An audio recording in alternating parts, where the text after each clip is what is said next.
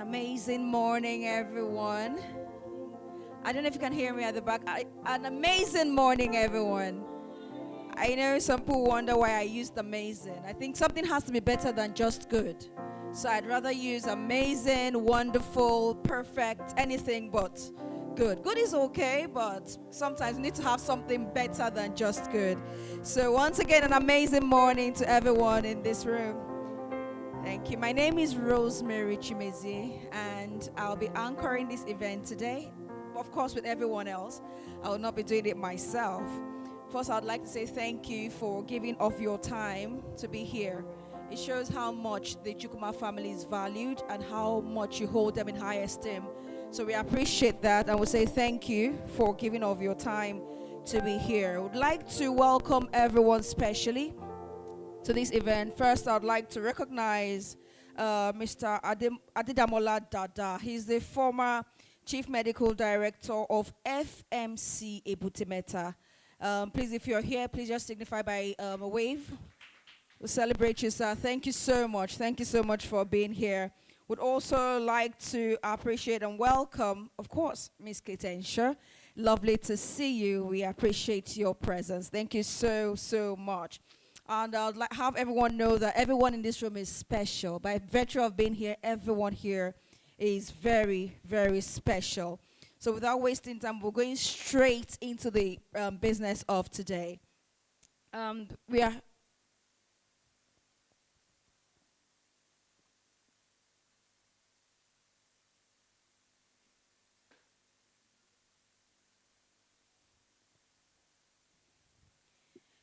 All right, we'll be going straight into the business of today. We're here today to honor a great man who meant so many things to different people. A proud son of Mbise in Imo State, a detribalized Nigerian, a loving brother to his siblings, the soulmate of my dear senior, my big sister, and former president of Our Lady of Apostles Old Students Association, Olaosa, Dr. Josephine Efa Chukwuma.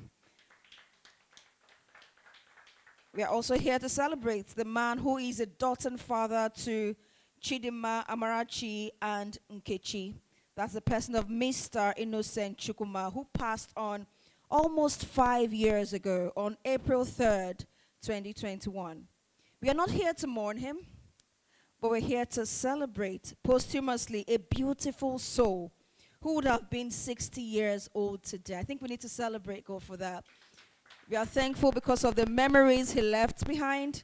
We are still living on those. In 2016, Mr. Innocent and his soulmate, Senior Josephine, celebrated their 50th jointly because they were both born on the same year, 1966, but of course, months apart. Some of you here present today were at the event which took place at Sheba Event Center. Today, we celebrate him alone with a lot of love in our hearts. For to live in the hearts of those you love and those who love you is not to die. We are celebrating Mr. Chukwuma at 60 with reading various parts of his biography titled Against All Odds by Obinna Ezugu, which was launched April last year at the 3rd annual lecture in his memory. You're all welcome, and we promise you that you will not leave here the same, as various parts of the life of the man, Mr. Innocent Chukwuma, will definitely inspire you.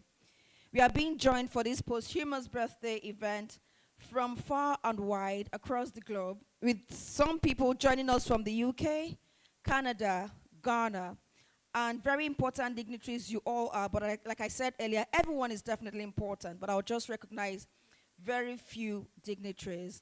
First, I'd like to recognize once again Ms. Ketensha, the prolific actress, gym enthusiast, beautiful dancer, and women's rights activist, who has lent her voice, face, and resources to the fight against sexual and gender-based violence. Of course, she sits on the board of Project Alert. We celebrate you. Also, would like to celebrate and recognize Mr. Bob Arnott, a brother, friend, and colleague of Mr. Innocent Chukwuma, based in the UK. We celebrate you, Mr. Bob. Together, they worked on numerous development projects. Also would like to recognize Mr. Ben Sconfield, also based in Edinburgh, UK. We celebrate you, Mr. Ben.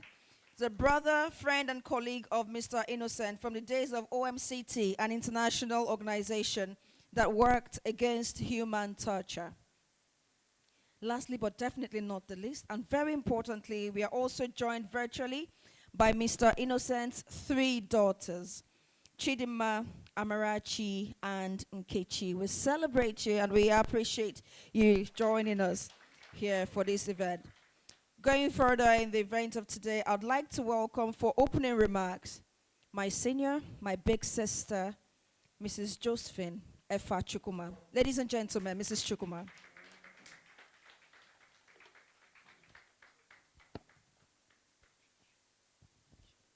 Thank you, everyone. Thank you. I would like to start by apologizing.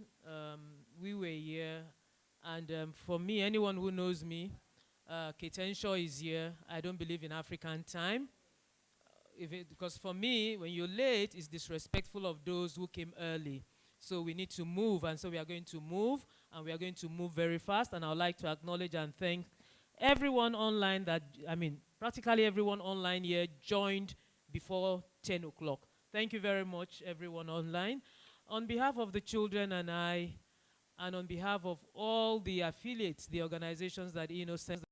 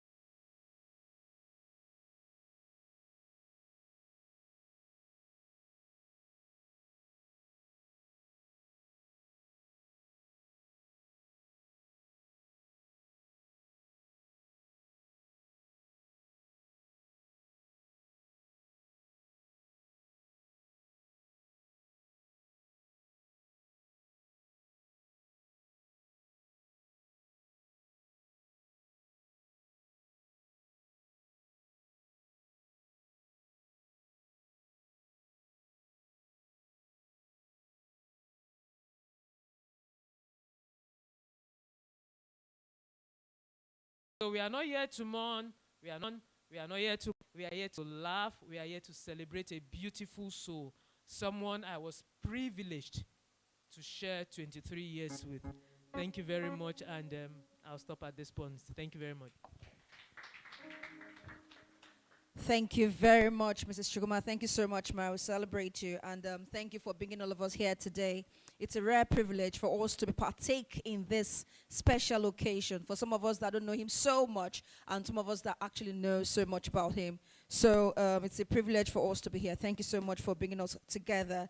So going further in the program, if you look at your program, the next on the item is a short talk on Mr. Innocent Chukwuemeka Chukwuma. And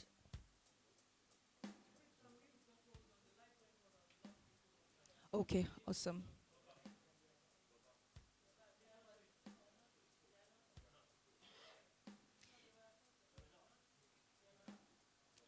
Okay, so we'll be taking a short talk on the celebrant of today, Mr. Innocent Chukwuemeka Chukwuma, and that will be by the special guest of today, Dr. Adedamola Dada. Please celebrate him. Well, thank you very much. Invited guest, permit me to stand on the existing protocol. I believe I have some difficult job to do this morning, and difficult in 2 or 3 respects. The first one is that the talk is said to be very short, should be very short. It's extremely very difficult to have a short talk on Innocent, because second one is the my very good sister, Mrs. Chukwuma, has insisted that she doesn't want emotions. But when you talk about somebody that, impacted an entire country, it's sometimes very difficult to do that without emotions. So that's why I said my job is a little bit difficult, but I will try. First, I want to say this, that a very unique thing about Chukwuma, Innocent, was that he was a solution finder. Okay. Majority of us in this country were not solution finders. We complain and complain and complain about everything. And then once time passes, as is usual with us, we move on. I met Chukwuma about 20 years ago, maybe about that time. I was also was in his 30s then. And what brought us together actually was a very sad event that occurred in this country. I was the chairman of the Nigerian Medical Association Lagos State then. And a very popular journalist by the name Bayo Owu, I'm sure we all remember him. He was working in Guardian then, had been shot by armed robbers. And that man had been taken to the nearest police station, hospital, and the hospital was alleged to have rejected the patient, and of course the patient died. And the whole country was up in arms against doctors and said, look, doctors are killing, why should they bring somebody to the hospital and the patient is not treated? And being a journalist, you know, the entire, and I was the chairman at that time, all the newspaper houses in the country were hammering the doctors. The CSOs also were hammering the doctors. Some even said that those doctors should be sent to jail with, you know, all sorts of things. Okay. And then, of course, we were also pushing back because prior to that time, about a week before that time, some persons had been shot and that patient had been taken to an hospital and the doctor had treated the patient and police came maybe about an hour or so after the end of the surgery and said the person that was treated was an armed robber. So the doctor was arrested and the equipment with which the surgery was performed were also arrested. Okay. And that was, I mean, that circulated within the profession. And so, you know, that has a way of playing in the minds of people when they have. So in the midst of all the noise and the shout and the emotions, I got a call, okay? And I really didn't know how he got my number. And it was Chukwuma, Innocent. And he said to me, Doc, this is my name, this is what I do. He was involved in a lot of police reform, advocacy at that time. And we fixed an appointment. And it was the one single person, okay, who sat down with us, tried to analyze the problem, and identified what the issues were. That the issues, yes, maybe the doctors also had their own fault, but there were more fundamental problems. And then we sat down, we then planned a program, you know, like an advocacy training program for the doctors all over the country and for the police. And so that is why I say Innocent, okay, all right, was a solution finder. Okay. He was also a good friend of good causes. You just need to mention to him that this problem exists. And even if he's not able to solve it, you can be sure he will bend over backward to help you to solve it. I remember when I was appointed the medical director by President Buhari in 2017, and then, you know, in Ebutemeta, hospital is in a poor of the poor of the poor. Okay. And one of the challenges that we faced were young women, okay, married women, some young, some middle-aged, who were being battered by their husbands, okay. And then, of course, you know, in Ebutemeta, there was a lot of, you know, forceful sexual intercourse and rape going on at that time, okay. And I was just completely frustrated, okay, because you see women, okay, they will come with swollen eyes, you know, come with broken hands, and nobody was taking actions. And I just felt this was not right. So I approached Innocent. At that time, he was in Ford Foundation, and I think he was actually rounding up in Ford Foundation at that time. And he said to me that, look, well, this is a big problem, but we have to find a solution. Okay, it wasn't quite frankly within the funding purview of Ford Foundation, but he found a way for us. And that was how we established what we call the Assurance Sexual and Gender Violence Center in the Federal Medical Center in Putimeta. As at the time when I was leaving that hospital as MD, about a year ago, we had treated over 100 women who had either been raped or had been battered by their husband. So Innocent was actually a solution finder, okay? And he supported good causes. The last thing I will say, because I've been asked to, I have almost about 10 points here, but I also want to, obey the rules. Yes, okay, is that he was a completely patriotic man. He never for one day lost, confidence in Nigeria. He was worried like the rest of us, okay? But unlike the rest of us, who just lamented and sat back, okay? Innocent was involved in a lot of good causes, electoral reform, police reform, women rights, and all the rest of them. So he was a completely patriotic and a completely detribalized Nigeria. And lastly, he was a good family man. Okay. Good family man and a man of courage. Okay. In his maybe last week or so or thereabout, it was during the COVID. And then he appeared in my office with the wife. Okay. And he said he had this fever, And I actually thought it was COVID. He said he had taken the vaccine and the history was not right. Okay. The first thing is let's run the first set of tests. And those tests came out, okay, and the parameters were not right. And eventually, we found ourselves in the hospital where eventually passed on. But one thing, he wasn't so worried.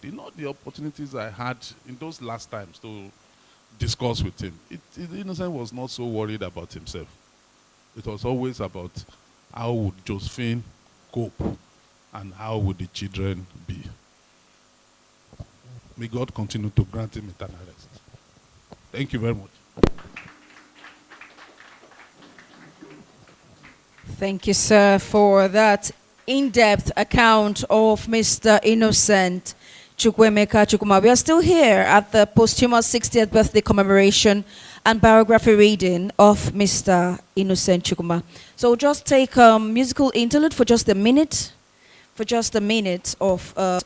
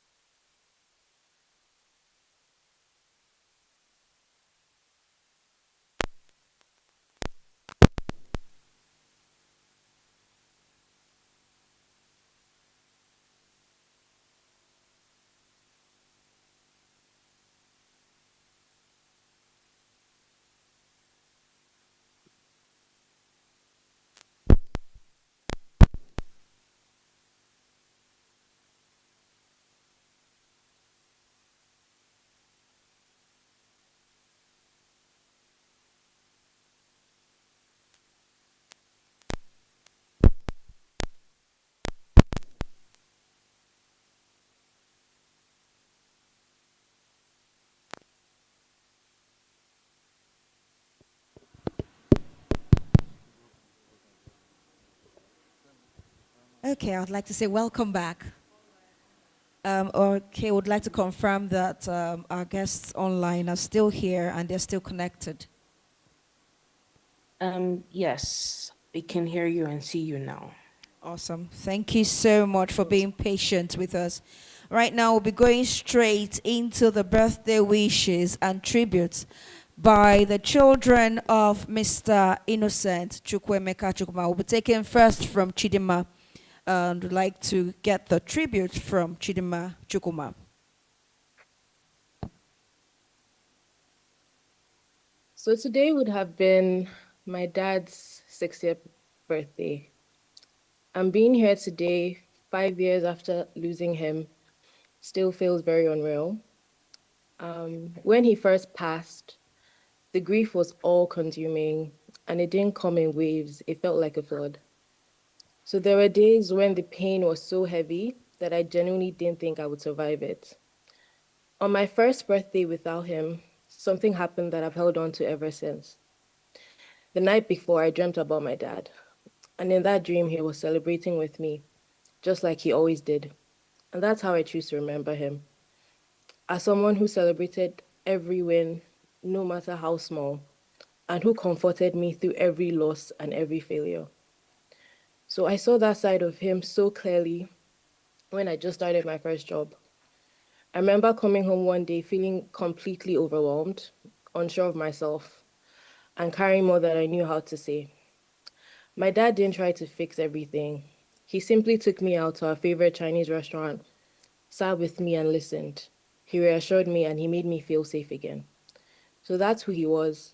Someone who showed up in the quiet moments, someone who cared very deeply about every detail of my life. One of the values that my dad lived by was dignity, respecting the dignity of others, and carrying dignity within myself. He told me that how you treat people matters, that kindness is strength, and that you should never shrink yourself, and also never step on anyone else to get ahead. He also taught me to care very deeply about my life, my work, and my dreams, and to go after whatever I wanted with courage and intention. Because of him, I've never had to question my worth, and that foundation stays with me, even after he's gone. So there are moments, even now and then, when I pause and think, this is because of you, Dad. I'm proud to say that we're doing everything we said we would, just like we promised you. Nkechi has graduated, and I got that MBA I promised. So those milestones matter not just because of what they are, but because of who made them possible. So your belief in us never left, and we're still working in it. Today isn't only about mourning the years that we didn't get, it's also about celebrating the love that we had. 60 years of life and a lifetime of impact. Happy 60th birthday, Daddy. I love you and I miss you every day. Thank you so much. Okay. Wow, that was intense. And right now, we're going straight to take the tribute of Amarachi Chukwuma, daughter of Mr. Innocent Chukwuemeka Chukwuma. Amarachi, please. Thank you. I hope you can hear me. Hello, everyone. Thank you so much for being here today, whether you're joining us in person or virtually to celebrate my dad's 60th birthday. There's a Spanish phrase that has been playing over and over in my head as this day approached, and it's debí tirar más fotos de cuando te tuve. And it translates to I should have taken more photos when I had you. That line comes from a very popular Spanish song in the US, and it feels especially personal to me. My dad was one of the people who encouraged my love for Spanish and supported me in studying it as a part of my degree. This probably wouldn't be a surprise to anyone who actually knew him, because he was never afraid to pursue new interests or step into new adventures. One perfect example of that was his foray into DJing as DJ Chooks. But that whole song holds a deeper meaning, especially for me, especially now, because every now and then I come across a photo of my dad, sometimes on his own or others with one of us, and I'm instantly taken back to the moments in time when he was still here. I treasure those moments every time they find their way back to me. It's a little ironic that we're all gathered here to celebrate my dad's posthumous 60th birthday, because birthdays were never really his thing. Sometimes he wouldn't even remember, and we'd be the ones reminding him of the date. Maybe it was growing up a child of war or being the fifth of seven children, but celebrations just weren't something he made a big deal out of. But looking back now, those birthdays when we surrounded him with love and with the many people whose lives he touched mean everything to us. They remind us that he knew how deeply he was loved while he was still here, and that he truly received his flowers in his lifetime. It's been almost 5 years since my dad passed, and it still feels surreal to be celebrating his 60th birthday without him. But it also feels fitting that we're honoring him today by sharing his story with the world through his biography. So, Daddy, this one is for you. I hope you're having just as much of a party up in heaven as you did when you were here with us. We love you, we miss you, and happy 60th. Thank you so much, Amarachi. And next, we'll be taking the tribute from Nkechi Chukwuma. Nkechi, are you there? I'm here. Okay. Well, this one's a bit of a tough one for me because almost 5 years later, it still feels kind of unreal. Some days it still feels like as if it's still a call away, still a message away. I remember that week after he died, I was very much in denial. I sent messages. I wondered why did this happen to us? And it was a very difficult time for me. Because I remember we had plans that in December we would visit, we would talk. But even though he wasn't there, the plans we made still went through. I have successfully completed my degree as we talked about. So that's a win for me. Today he would be 60. I can imagine if he was here, maybe it would have been a bigger event, maybe we would have just hung out, maybe something small between family. But it had been a big celebration for each and every one of us.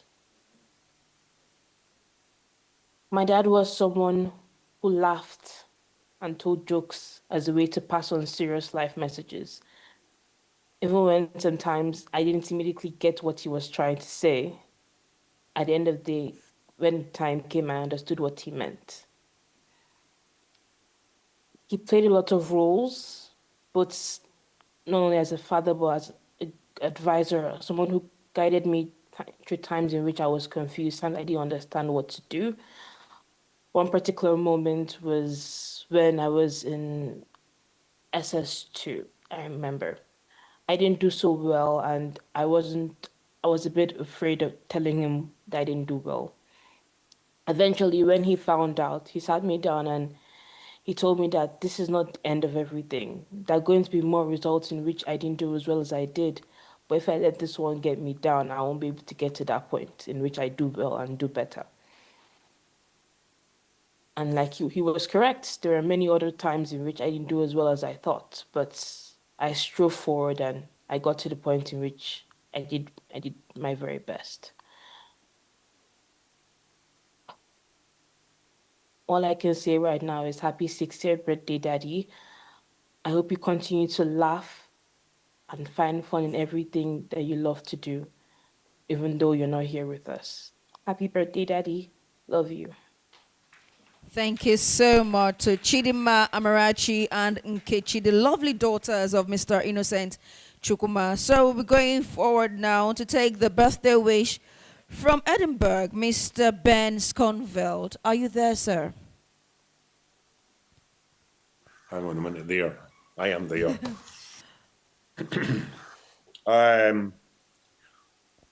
Thank you for giving me this time. And happy birthday to my older brother. I met Innocent a very long time ago, and we worked together. I was always in awe of Innocent. This big, humble man. I'm not going to talk about the work we did today.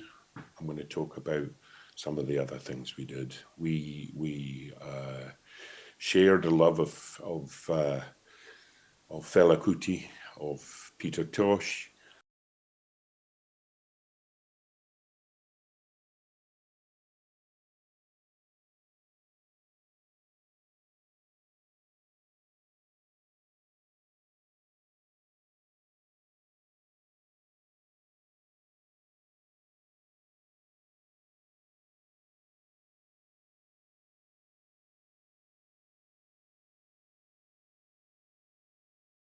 Later I met.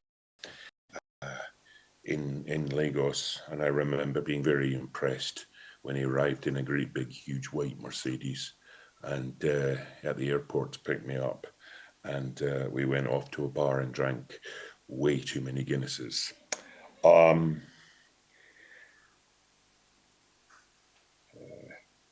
We stayed in touch most of throughout his life. Josephine always said she thought he thought I was very funny. I'm not sure for the right reasons, but nevertheless, I was devastated by his passing. I miss him, and I love him, and we definitely need more like Innocent in this world now. Thank you very much. Thank you so much. So last, but definitely not the least, on the birthday wishes and tributes from the UK, would also like to take from Mr. Bob Arnott. Mr. Bob, please. Yeah, good morning, everybody.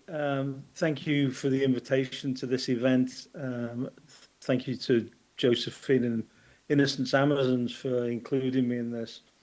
When I was asked to do this, I was thinking about what on earth I was going to say, and there's at the moment in the UK there's a huge scandal about a man called Peter Mandelson, who was the UK ambassador to America. So I would like, and was removed. And so I'd like to tell you a brief story about Peter Mandelson, Innocent Chukwuma, and myself, because there is a connection. In 2015, when Buhari came to power, was coming into power, the APC held a policy dialogue in the Sheraton. The keynote speaker was supposed to be Tony Blair, so many of us turned up to see this individual, including Innocent. So Innocent and I met in the foyer outside to learn that he was being substituted by Peter Mandelson. So we went in, Innocent and I sat together, and I regaled Innocent with the story of Peter Mandelson's career in the Labour Party, where I had been a member, and Peter Mandelson's removal of socialist policy about him. So we sat down and the event started. And as you know, in Nigeria, with a big man like Peter Mandelson, he needs an introduction, but of course nobody really knew who he was. So the person who was introducing him simply went to Wikipedia and read out the elements of Wikipedia that he thought were relevant to Peter Mandelson. Innocent and I sat together, and I said to Innocent after telling him the story, surely he's not going to read out all the bad things about Peter Mandelson. But of course he did. He read everything. So the stories about financial irregularities, the four stories about mortgage fraud, everything were read out, reducing Innocent and I to two giggling schoolboys as the story got worse and worse and worse and worse. When the introduction stopped, we both left because we had no desire to sit and listen to a hectoring lecture from this person who had really no credibility whatsoever. His message had been completely undermined by the introduction, unwittingly, that he'd been given. So what is my point? Why am I saying this? I miss Innocent. I miss Innocent's analytic insights. I miss his fervour. I miss his commitment. I miss working with him. But I also miss his sense of humour, as has been alluded to already in the moving tributes from his daughters. I miss his sense of humour. I miss sharing absurdities with him. Innocent was a keen observer of the absurdities of Nigerian power, just as I was of British power, I suppose. Innocent was not some dry, worthy character who did good works. He really was a fully rounded human being. He was somebody who laughed. He was somebody who loved his wife and his three girls in particular. And he's somebody who impacted on everybody he met. Nobody would forget Innocent, I think. So I just want to say happy birthday, mate. Miss you. Thank you. Thank you so much. Thank you, Mr. Bob. Thank you so much. Before we go on in the program, I'd like to announce that the book we are reading today is available for sale outside just by the door. Please do well to get a copy for yourself so you can follow the reading. And then before we go into the reading proper, I would like to celebrate and recognize Chief Mbei.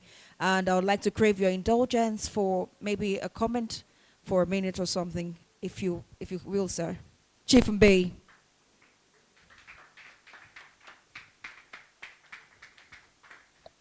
I stand on existing protocol. Innocent, I met Innocent in 1993. I've known him for, if he was alive today, 33 years. And we interacted very well. He was in CLO then. Two things struck me when I met Innocent for the first time. One, diligence. I was struck by his diligence. He wants to get things done and done well. I'm running my own personal enterprise and having so many young men who just want to grab what they can grab. It was something new to me, that a young man will sit down on his desk, work and work diligently and did not care about money. He wanted to get things done properly. That is one. Two, fearlessness. In fact, he made me afraid because he was reporting police. He did a lot of work. Somebody who is reporting police in Nigeria, is that not something serious? Under the military, as we were then. It was a picture he gave me to print, to put on the front cover of one of the CLO's publications. And I looked at this and I said, Innocent, I beg. Even I think Olisa, who was the president then, told him, no, don't use this, but he insisted it must be done. And that cover had to be the way he had designed it. But instead of this fearlessness on do I call it positive reporting on police, because it turned out to be positive. I saw him interacting very well with the police because he brought a lot of reforms, in fact, when you are talking of police behavior at polling centers during elections, he formulated it. He did a lot. When my brother here said that he was the solution finder, I said, I nodded my head in agreement. He wanted to reform the police and make the police civil. And he achieved it to a certain level. Those are the two things I can say about Innocent, apart from other virtues that endeared him to me. It is sad that he's no longer here with us.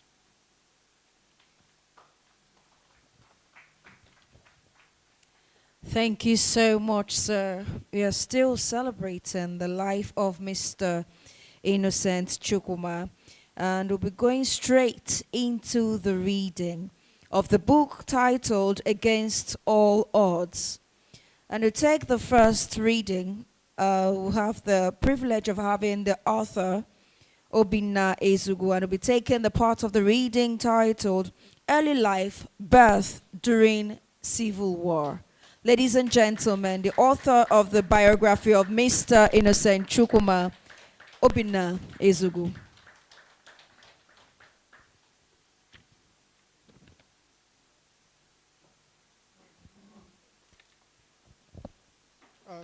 Good morning, everyone. Please permit me to, as we say in our country, stand on existing protocols. When I walked in here much earlier, I came a bit late, and Mrs. Chukwuma was quite upset. And I could understand why, because as she said earlier, she's somebody that doesn't believe in African time. I don't also believe in African time, but our people say that an employee has two gods. So it happened that I woke up this morning and there was already a load of work waiting for me. So without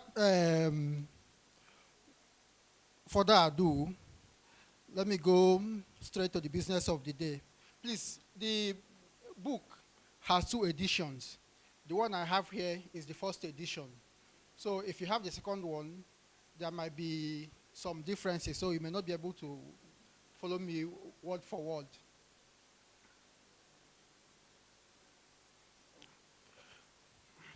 So I start from the first chapter, Humble Beginnings. It was the morning of February 6th, 1960. And our story begins at the Queen Elizabeth Hospital, later renamed Federal Medical Center, Umuahia, Abia State, Nigeria.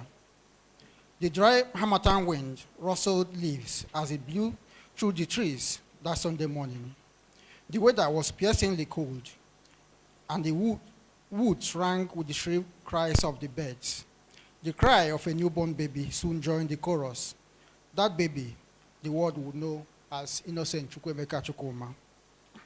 Little Innocent was born to his mother, Eileen, who at 28 had just been delivered of her 5th child. And his father, Dennis, was a tall 6-footer in his late 50s. Why the age difference, one would ask? Eileen would have passed as Dennis' daughter, but she was his second wife, who had almost reluctantly married him 10 years earlier, after he had been married to Ihuchi, the wife of his youth, for 20 years without a child. Innocent was given the Igbo name Chukwuma. God has done well, in profound appreciation to the Almighty for the gift of yet another child to the family. While the Igbo believe that every child is a gift from God, Chukwuemeka, like his siblings before him, was a special gift, given the particularly very long wait for children that the family had experienced and endured. Now to his father and mother. Dennis Chukwuma had started life early. As a young man in his 20s, he had achieved reasonable success. He bought palm produce from his Umuadia village in Mpam, Ahia Zumbise, now Imo State, Nigeria, and moved them to Umuahia, an emerging trade hub in what was then the eastern region of Nigeria. It was a time of booming cash crop trade, and Umuahia was a hub that further linked the even more bustling trade port of Port Harcourt, 15 kilometers to each southwest. With the proceeds of his trade, Dennis and his brother Rufus bought and co-owned a 5-bedroom apartment at 41 Awolowo Road, Umuahia. Clearly a huge accomplishment at the time. And when it was time for him to start a family, Dennis married his heartthrob, Ihuchi. It was a union of love that got even stronger with subsequent seasons of adversity. Dennis and Ihuchi loved each other. For years, they tried having children, but Ihuchi, very sadly, suffered several miscarriages in their first 20 years of marriage. All through this period of adversity, they stuck to each other. Dennis refused to listen to family members who kept telling him to take another wife. He strongly believed that God would yet bless him and Ihuchi with children. Ihuchi, on her part, endured 7 miscarriages, and she and Dennis bore the pain stoically. As they grew older in years, Ihuchi, however, began to pedal on earlier suggestions for Dennis to take a second wife. She now joined in persuading him to get another wife who would bear him children. The thought of Dennis, her love, passing on without a child began to trouble her. She had at this point seemingly come to terms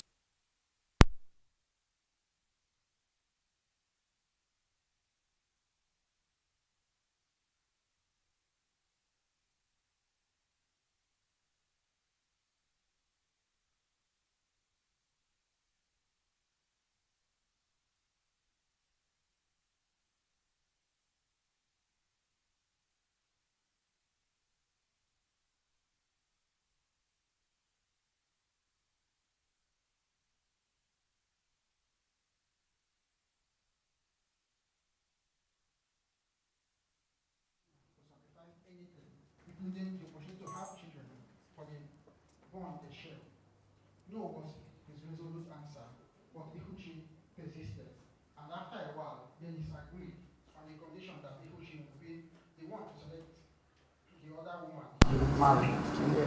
Ihuchi agreed and told him he wouldn't be a mature woman, but a young girl with age on her side, who would be able to bear him healthy children. That marked the beginning of the next phase in the lives of Dennis and Ihuchi. The phase that brought the rise of 8 children, the last one at childbirth, to the home of Dennis Chukwuma.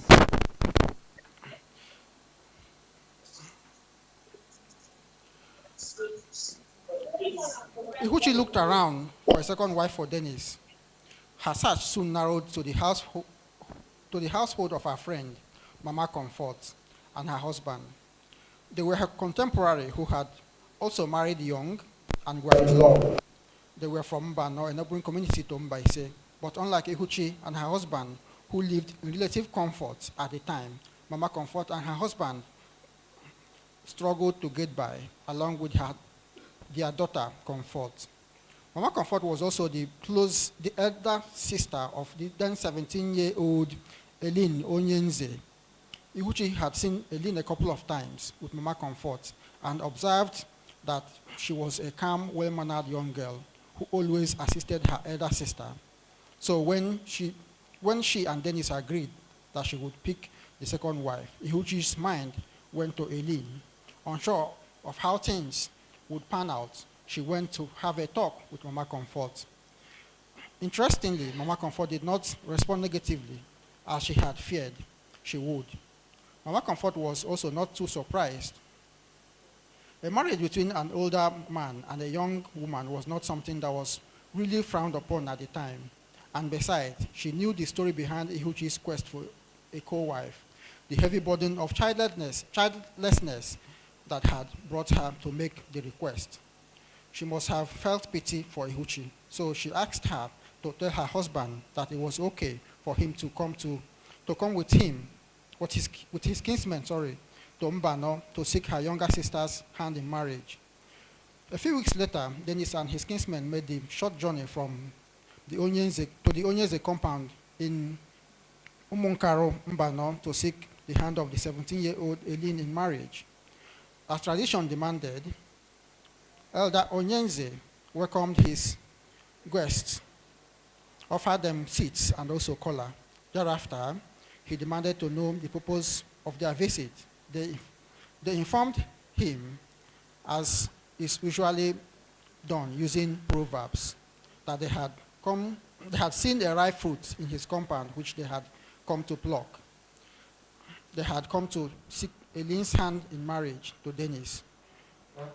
Onyenze was not opposed to giving out his daughter's hand in marriage, but given Dennis' age, he was generally an odd suitor for his teenage daughter.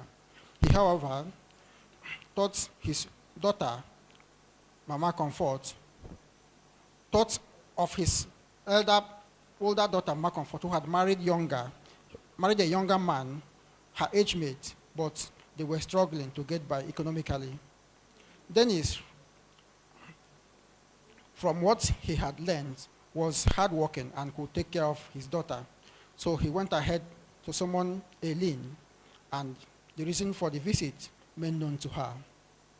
Upon her entry, Eileen looked around the room but could not find any young man. When she was told by the entourage that the entourage from Umuodia came to seek her hand in marriage, she had naturally expected that the suitor would be of approximate age to her. She looked around and saw no one that looked like a match. She wondered if the suitor had not yet arrived, but when she inquired about him and her father pointed at Dennis, her response was that of shock and disbelief.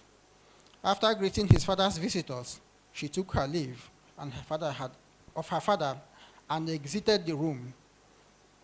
She left visibly upset and shaken that an old man had come to seek her hand in marriage. Dennis was in his late 40s.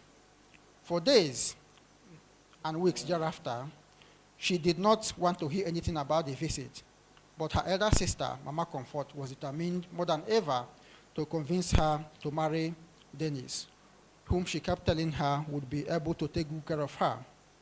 It took a lot of convincing, but eventually, Eileen conceded. This was in 1955. Dennis then married Eileen and took her to his house in Umuahia. The family of three, Dennis and his two wives, started living together. Shortly after, young Eileen became pregnant with her first child. Ihuchi at this point decided it was time to move out of the house. She felt she needed to give young Eileen time and space to bond with Dennis.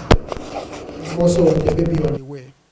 She offered to return to Umuahia and live there so Eileen could have her husband's undivided attention. And Dennis, in appreciation of Ihuchi's sacrifice, made sure to spend most weekends in the village. More importantly,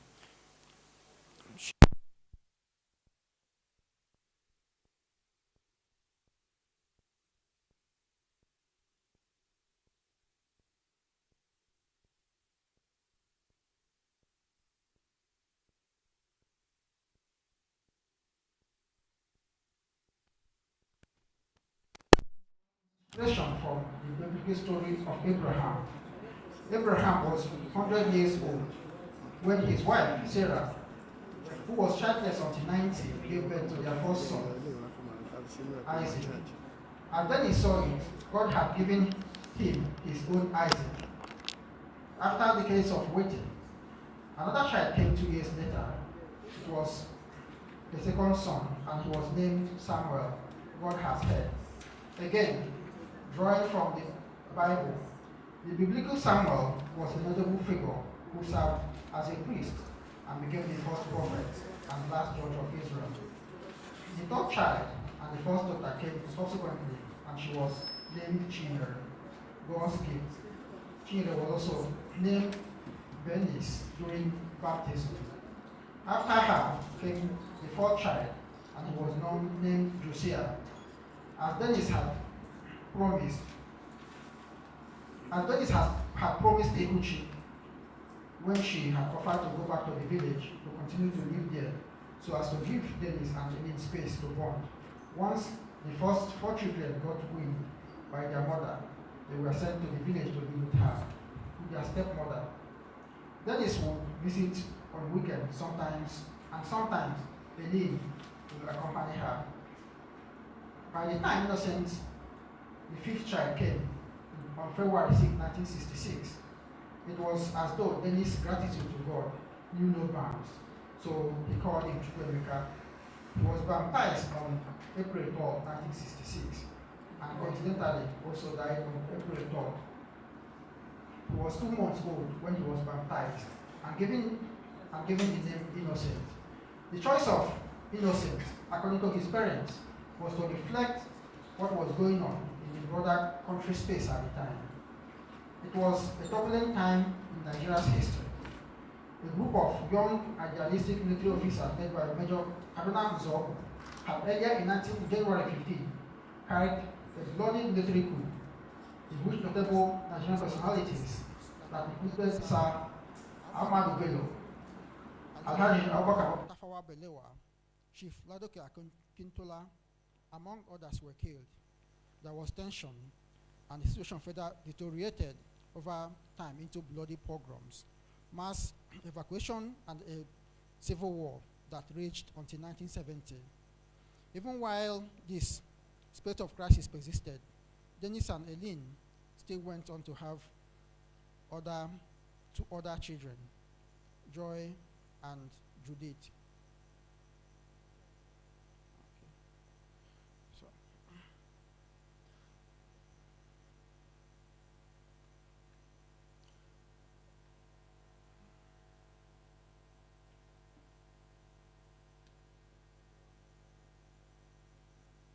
So let me go to page 9 to just look at how the war affected the household of Innocent Chukwuma.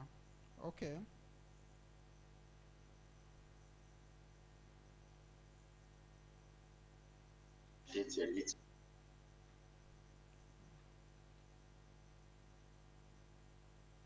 Umuahia remained relatively calm in the initial months of the war of hostilities, although Dennis had promptly stopped his trade. Some economic activities continued, nevertheless, and the family could still afford basic needs. But as the months rolled by and more cities fell to the Nigerian troops amid heavy fighting,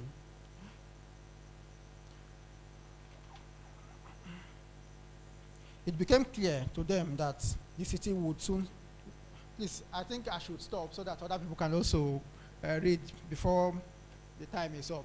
Thank you very much, and thank you again. All right, thank you very much, Mr. Obinna Ezugu. Thank you for putting this beautiful piece together. I'd like to encourage everyone to please pick a copy of the book Against All Odds. Just outside by the door, you get a copy of it. Before we go further, would like to take just a short musical interlude. Ladies and gentlemen, once again, you're welcome.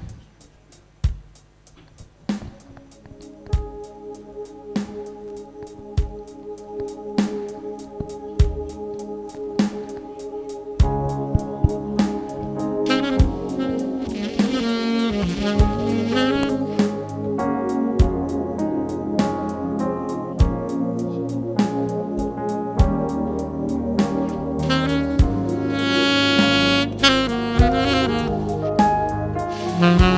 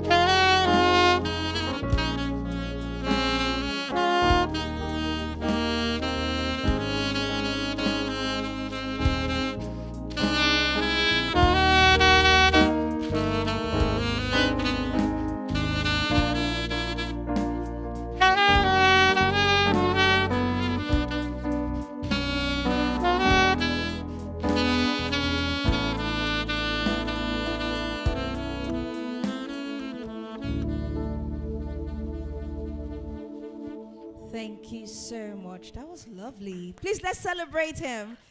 Thank you so much. Okay, moving on in the program. We're taking the second reading, and this will be centered on the primary and secondary school. This second reading will be taken by the very beautiful Kate Henshaw. Ladies and gentlemen, the second reading.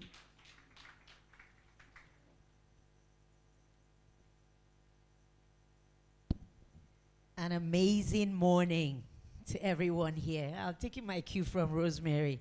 I think I'll be using that. Good morning is a bit old. An amazing morning to everyone.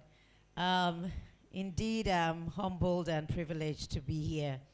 10 years ago, I was the MC at the joint birthday of Innocent and Josephine. Josephine is someone I've worked with for years. 10 years ago, also, we had the incident with the baby. I'll tell you one thing about this family. Innocent, may your soul rest in peace, but just an amazing man. But an equally an amazing woman. Tried, tested, trusted. Integrity, honesty, against everything. She's someone, you can just leave it with her. Josephine will not fall your hand. When it comes to money, it will not fall your hand. You see, money makes people do funny things, but not Josephine. She doesn't, she cares about honesty, integrity, and doing things the right way, just like her husband. God bless your family, and you know you have my support, no matter what, you know. Okay, so let me quickly read excerpts of, this is my own book, I've bought it, buy your own. Don't go and be borrowing somebody's own, it's only 20K. Okay, excerpts from his primary school and then a bit from secondary school. So Innocent's formal education journey began in 1972 when he was enrolled at St. Stephen's Primary School, Umuahia, age 6. He remembered visiting the War Museum in Umuahia during his primary school days and being wowed by the sight of armored vehicles, explosives, and the famed Ojuku bunker. However, taking field trips to learn to identify insects and plants excited him the most. He loved to chase grasshoppers and butterflies and had done so at home. But now he had good reasons to do so, and he loved it to no end. In the beginning, school had seemed like a strange place. In the morning, everyone filed out in long lines for the morning assembly. They would sing songs, listen to teachers, and then march off into their classrooms. And while in class, each time a visitor walked in, everyone stood to chorus, "Good morning, master," or "Good morning, mistress." Nonetheless, Innocent loved it all and looked forward to school each day. St. Stephen's still bore scars of the Civil War. Bombed classrooms still lay in ruins. The pupils had to make do with makeshift classroom spaces and even under the trees. It was at St. Stephen's that Innocent's giftedness became apparent. He did extremely well at schoolwork and demonstrated brilliance in everything. I'm not surprised. By the end of his first term, his name was among the few with commendable results that were announced in the makeshift school hall. He had taken the first position in class. His elder brother Isaac, who had visited Umuahia at this time, had celebrated this with him with pride. Secondary school. Holy Ghost College was a league above St. Stephen's. The buildings were much bigger in terms of sheer size, and when it came to numbers, it had far more students. Innocent looked immaculate in his white shirt and white shorts as he walked through the entrance gate, carrying his metal suitcase on his head. How many of us remember that suitcase? Huh? I remember it. Oh my God. He, alongside other new students, was ushered into their rooms in the dormitory. He was to share a room with a few other students, each with their corners as their own private spaces. The excitement with which he got into college did not take long to dissipate as the burden of school activities began to take its toll. What was worse was the realization that junior students practically preyed on the junior ones. At boarding house, those of us that went to boarding house, He faced a series of abuses, with the earlier bullying at St. Stephen's paling into insignificance. Innocent had only spent a few weeks when one night he felt someone creep up on him in his bed. At first he had wondered, what was this all about? But soon the person was aggressively trying to remove his pants. He tried to spring up and fight the intruder. It was Ikechi. I'm glad his name is here. A senior student. Ikechi, who was much older, pinned him face down, held both his hands, and struggled unsuccessfully, thank you, Jesus, to insert his manhood into his anus. You have to get this book. Yes. In the process, he ejaculated on him. Innocent sat up, enraged. Ikechi, if you are still alive, I'm sorry for you. As Ikechi hurriedly picked himself up and disappeared into the darkness, several thoughts coursed through his mind as he sat on the bed, now sobbing. He wondered whether it was better to quit school altogether. He thought about his mother. He thought about what would become of him. He was lost in these thoughts when sleep took him again. By the next morning, Innocent thought about reporting the incident to the school authorities, but felt ashamed of it all.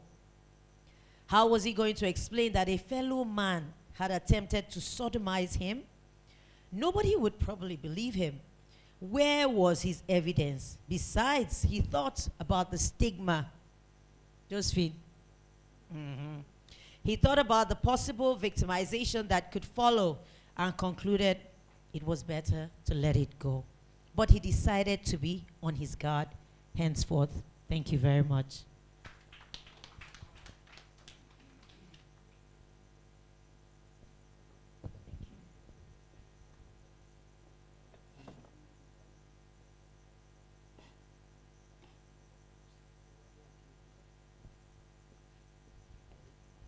Thank you very much, Ms. Ganesha. Thank you. Okay, and that was, I could actually follow, I could picture as we were reading. Thank you so much. So we'll be taking, we're skipping the third reading. I'll be taking the fourth reading presently.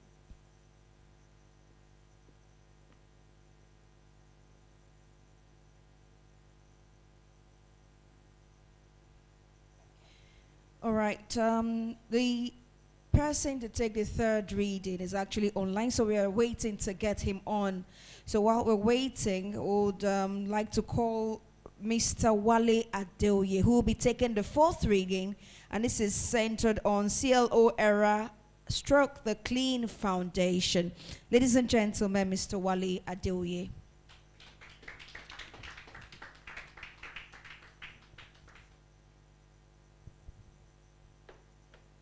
Good morning. Yeah. Let me first of all say that I met Chukwuma for the first time. Okay. We met for the first time in 1986. He was 21 years old at that time, and they were about the same age. So we met at the University of Nigeria on Nsukka. It was a very turbulent moment when to be a student at UNN, and a radical student for that matter, was more or less like confrontation with death. Because at that time we had the massive youth movement, and it was at a point that some students had been expelled, and Femi Falana came to the school to stand in for us as our lawyers from Akaba Shono Chambers.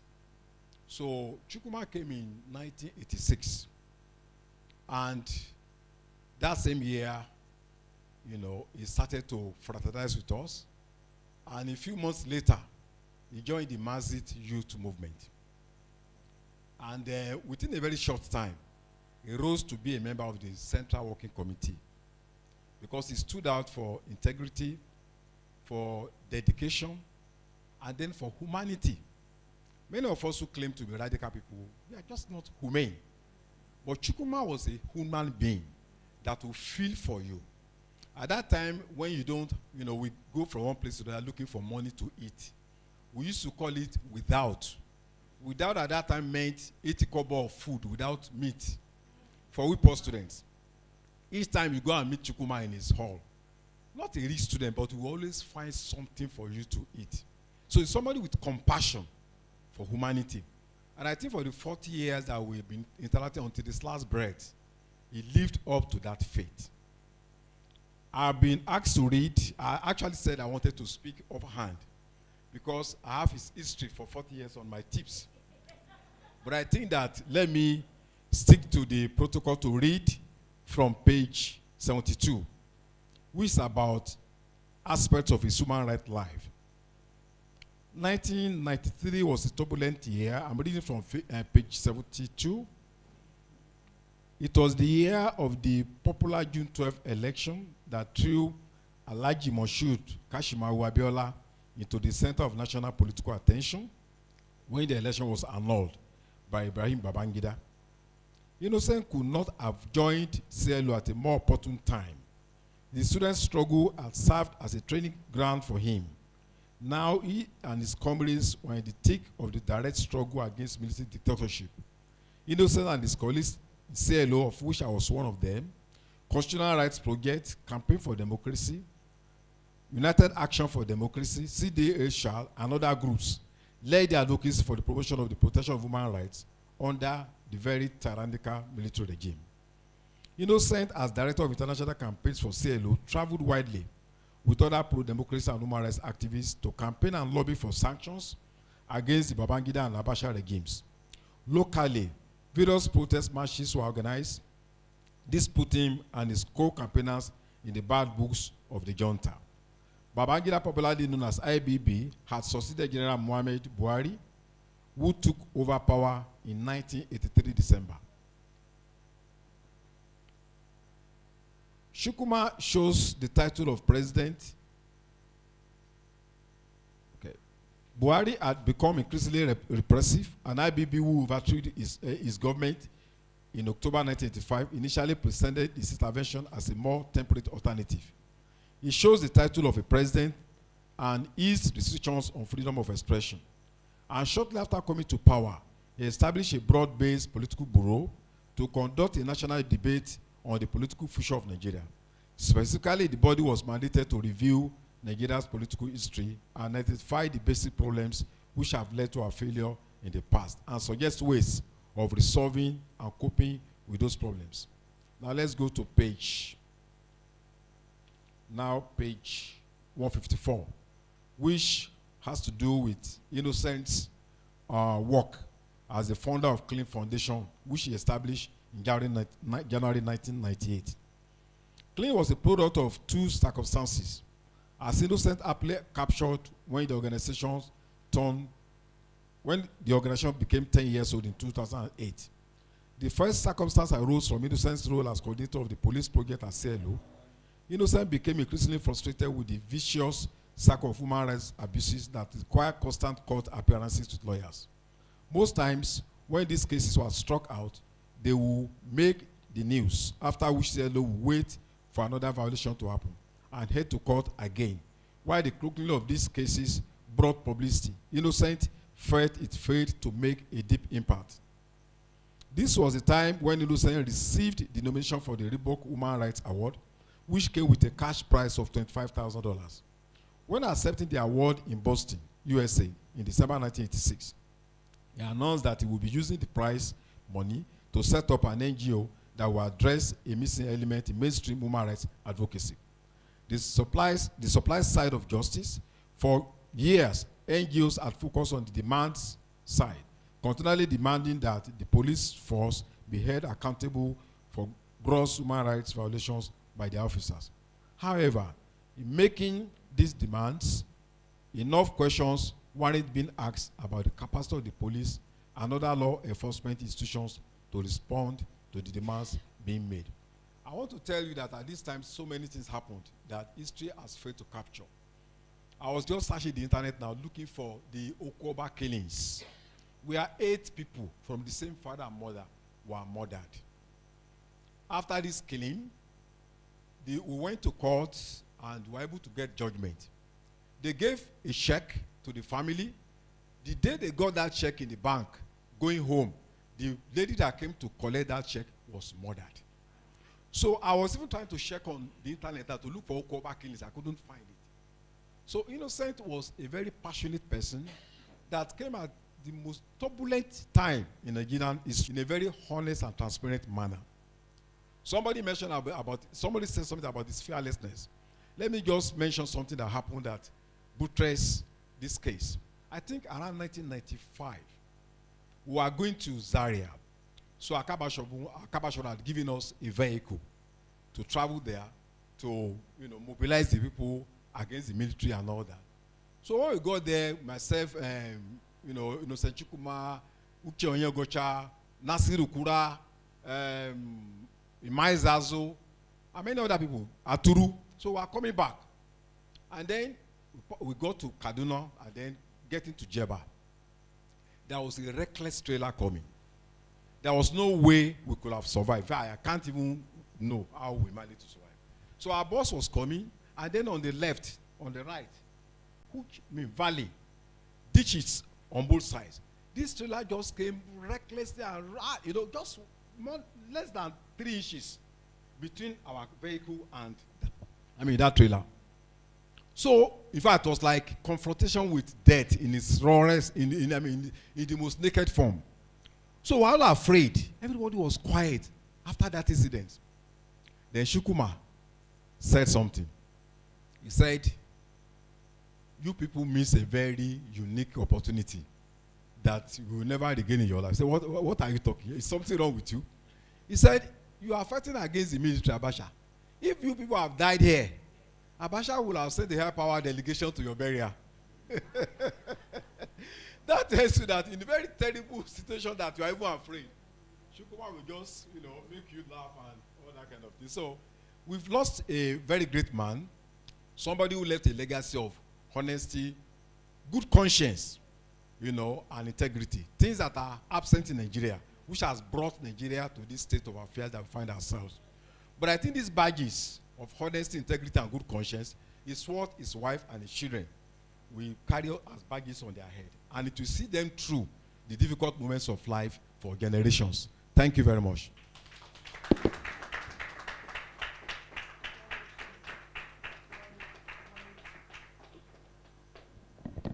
Thank you very much, sir. Thank you so much. Okay, moving on. We'll be taking the 5th reading. And this one is titled Mbise Homeboy. And that will be read by MPC. Someone from MPC? Mbise People's Congress. Do we have someone there? Thank you so much. Please put your hands together as they come forward for the 5th reading.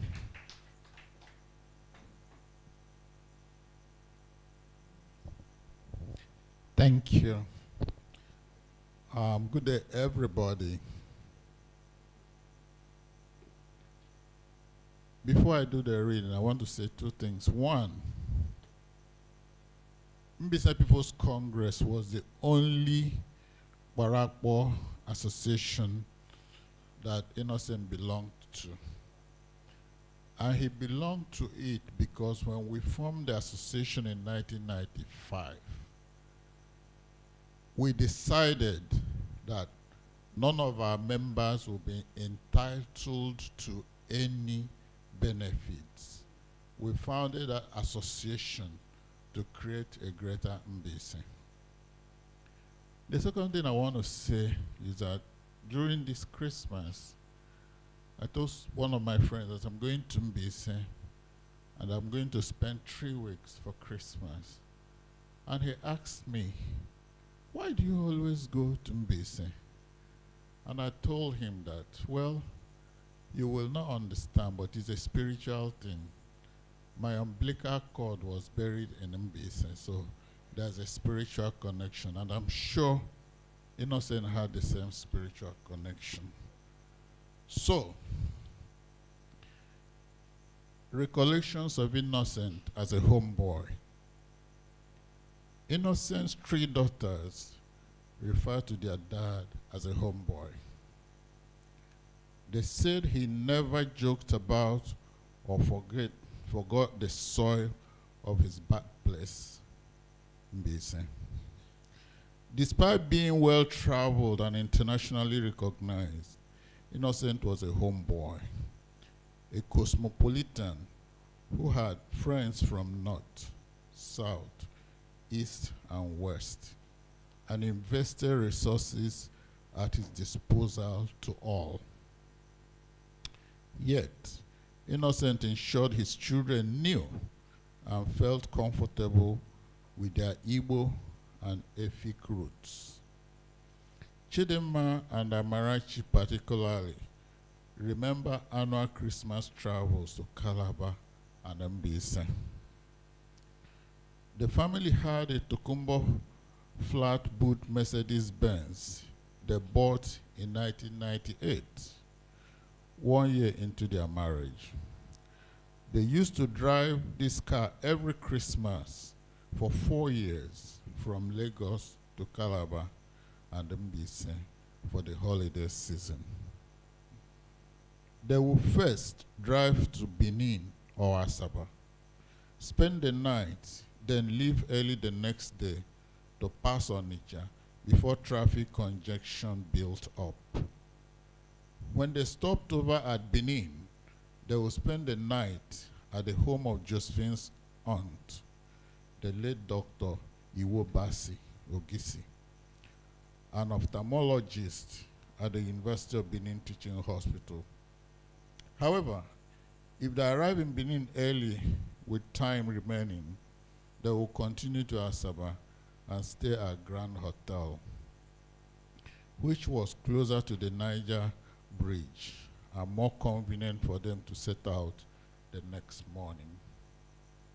Their first port of call was always Calabar, as the family wanted to be in town for the popular Cross River State Christmas Carnival started and made popular by Governor Donald Duke during his years in office. The family typically arrived in Calabar on 22nd or 23rd December, staying until 28th December, and thereafter proceeded to Mbaise, where they will be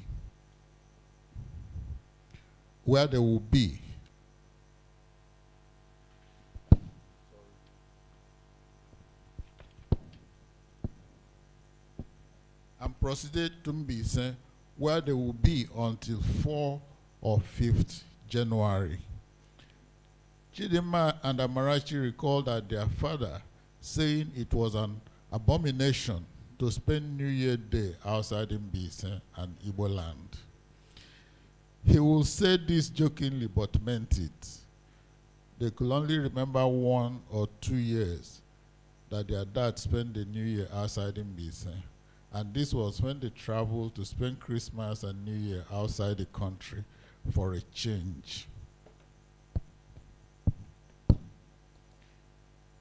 Even during some of the years, we didn't travel together as a family for Christmas, especially the first few years after his brother Samuel got shot in the village. Amarachi recalls, Daddy would, on his own, travel on December 30th or 31st, just so that he will be in the village on January 1st. He will not sleep in our village house, but he will still arrive in Mbaise on the 1st. We had all stopped sleeping in our first village house after his brother got killed. We would always spend the day in the village visiting relatives, but once it was evening, we would head back to Owerri. Insecurity was a big issue in the village, especially at that time. As Innocent's daughters grew through their primary and secondary school years, they were not very excited about Christmas in the village. Like many other children born and raised in urban areas, they believed there were more fun activities in a place like Lagos. They would try convincing their dad that they should stay back, but Innocent wouldn't hear of it. Being a father who believes in using superior arguments to get his children to see reason, rather than being dictatorial, he would sit them down and ask what their concerns were. They would say that Mbaise had no good places for eating, like tantalizers, to good musical shows, no swimming pool. They specifically mention performance like Neto C, who was a popular rapper and Afrobeat artist. Innocent will smile and tell them there was a better version of tantalizers in Mbis called Tantankwabi. And he described a restaurant at Afobe in Ahiazo, where fresh chicken stew was always served hot. He also told them that Neto C was from Mbise. So if they could perform in Lagos, why wouldn't he perform in Mbise? He also told them that he was building a swimming pool at their village house. All this made the children excited about going to the village. On getting to the village, Innocent will manage his children's expectations. As they grew up, the children realized their dad had used adult wisdom to get them to become used to coming to the village. They understood that village homecoming annually was important to him personally. And as an Igbo man, they had to adjust. Their mom had since adjusted and loved going home with their dad. Thank you very much. Thank you very much, sir. Okay, I can say I'm proudly Mbise myself. So, yes, I'm proudly Mbise. So, thank you very much, sir. I could see the wisdom there of Mr. Innocent Chukwuma, the way he handled his family, his children. Of course, the love never went down. Okay, before we go further in the readings, we'll be taking another short musical interlude. Please, ladies and gentlemen, enjoy it.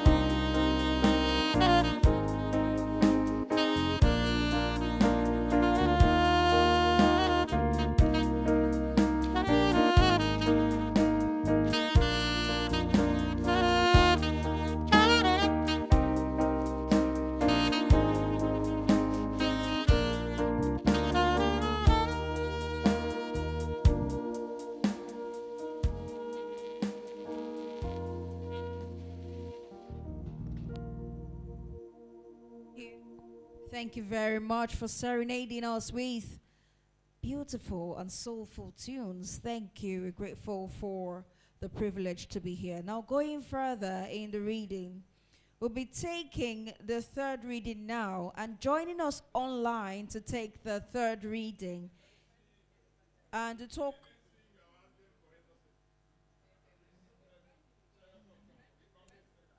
Okay.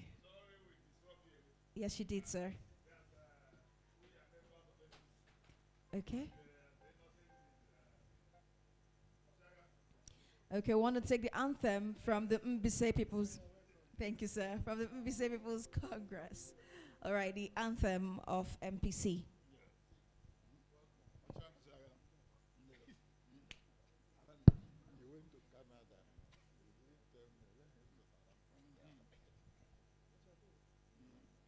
Mbise mama mara gị.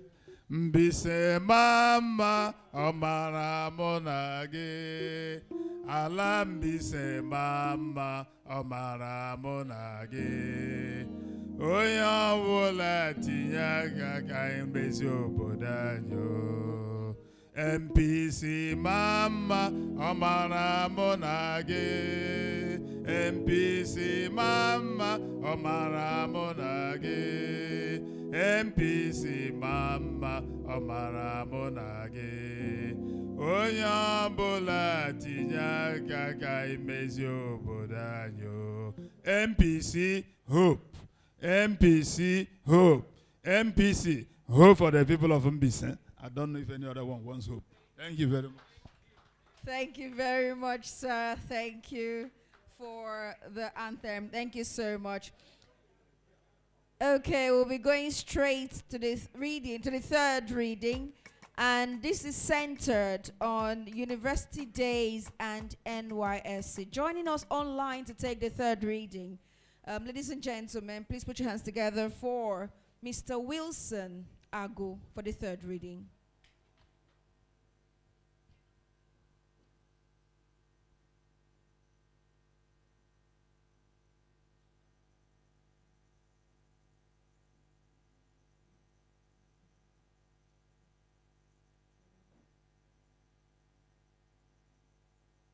Good morning. Good morning, sir. Yes, sir. Please, are you hearing? Are you getting my audio at all? Yeah, we can Hello? hear you. Yes, we can hear you loud and clear, sir. Oh, beautiful. Good morning to everybody. Makes me very emotional, very sentimental. Each time I want to talk about him, because I shared a very sensitive moment of my life with him. To talk about would be like asking somebody to talk, or maybe a popular book like the Bible, from Genesis to Revelation. You don't know where to start. So I was happy when Joe called, and she wanted to anchor on one or two specific places.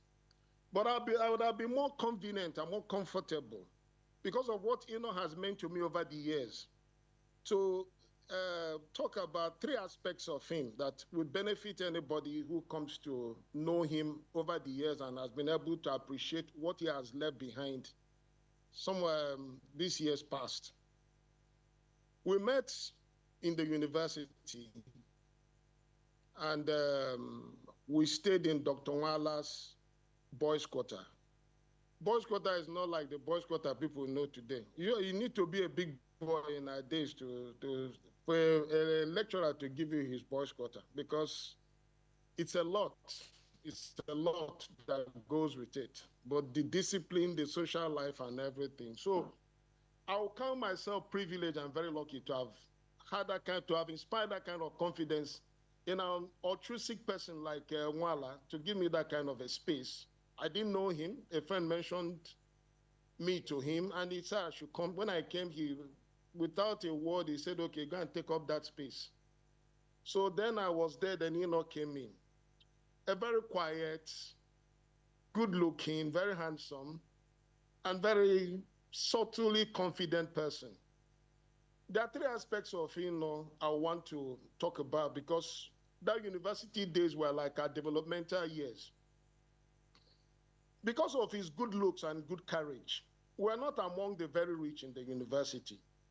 I was happy that the author of this book, the writer, Obinna Ezugu, in page 41, I want to paraphrase, he caught what Eno's university social outlook looked like. In that page 41, he talked about a very beautiful girl. I don't want to mention her name, from a very respectable family in Onitsha, who everybody was going after, but she was losing for and gave all the green flashes wasn't interested in until she got even very aggressive. I like that point being stressed in that page 41, because was somebody who, he wasn't like somebody who took every chance he had with women. Was a very circumspect, was a very careful person. And the girl wasn't reckless, was a very beautiful girl, but was able to hold himself against her. And that is why today, as a man, I will praise the likes of Joe. You can see that even years after has gone, what a wife. To be able to organize this kind of forum, to be able to conference together, to reflect on the character of Let me give every commendation before any other thing, please. Thank you very much, Joe. You have been an example, a moral, a social, and intellectual example. I wish a lot of women will copy. And now I know why was never reckless with women. Was somebody of circumspect. And I praise and thank God for that. Then the second aspect was illustrated in page 42 when he talked about Antioch. Antioch was where we all got our intellectual initiation from. Our love of poetry, our love of reading, our being part of the bigger society, even as young people, in discussing and understanding how society was evolving. Antioch gave us an expression. And in that page 42, let me just read a bit of what the author captured there. Antioch anchored some of the country's best poets, including foreign poets brought by Goethe Arts Institute, the German embassy, the French embassy, and so on. And each time there was a major poetry event, attended with his friends. He also performed songs during these events, songs by Kenny Rogers, Don Williams, among others. He sang with his buddy and roommate, Wilson Ago, now an engineer, who had earlier in 1985 won the Best Singer accolade. Is somebody that I would say that he was a major in so many things that people might not in. Who will come to university and be interested in something like poetry, if not for myself and the likes of We are not doing English, we are not English majors, but was exceptional. We even did songs enough for me to be the best singer in the university as of that time, as an engineering student. What I am trying to, the foundation that we try to cultivate, or we are trying to lay those days, was an interdisciplinary foundation, was a foundation that did not had restriction in terms of professional restrictions or academic training. No, it was a very broad foundation, taking from the sciences and investing in the art, taking from the arts and investing in the sciences. The concept was to be a universal man. And they not caught this concept very early in the day. So our interest in the art, I can see that in the later years, he became a good writer, a good activist. He became a good advocate of so many things. He could speak for the people who were voiceless because he went to the depth He saw the nakedness of the arts very early in his development. And it's something praiseworthy that a university like that gave us that kind of a space and a free space to interact. Departments were not our limitations. There were no boundaries. We were free to cross over and do anything we liked. Moreover, once you were able to fare well in your studies, there was enough to interact in other aspects. So I will want to see the younger people of today go through such a drill, go through such an academic drill, go through such an intellectual drill, where intellectualism, professions don't have borders except what people have ascribed to them, medicine, engineering, and all those things. Seek and love knowledge and find expression in what you're able to do. In later years, you can see how it reflected on Eno. Eno wasn't a man you can pin him down for his discipline. He was very versatile in art. He was very versatile in law. He was versatile in the humanities. He was versatile in so many things. This is the secret, and he was caught in that page 42. Finally, for want of time, I want to talk a bit about the student unionism, which is what crowned most of this effort. Now, Eno is a young man who was coming to serve the society. A society who was beginning to see the evolution and understanding. Eno was a Marxist because Professor Nwala influenced him, being one of our great Marxist professors those days. I read engineering, but I was more interested in capitalism from the works of The Wealth of Nations by the likes of Adam Smith. And our room was a place of intense debate. When people like Chukwuma of blessed memory used to come, when Wole used to come, and a lot of the people that, over the years, Nwala has groomed and tried to influence, I will stand alone and make my argument in support of capitalism. I say it was more natural, but you can understand where Eno was coming from.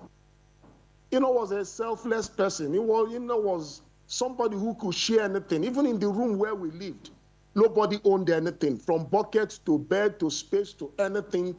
Anything you like, you use. Nothing belonged to anybody. So that idea of sharing could endear him to a philosophy like Marxism. Could endear him to a philosophy like socialism.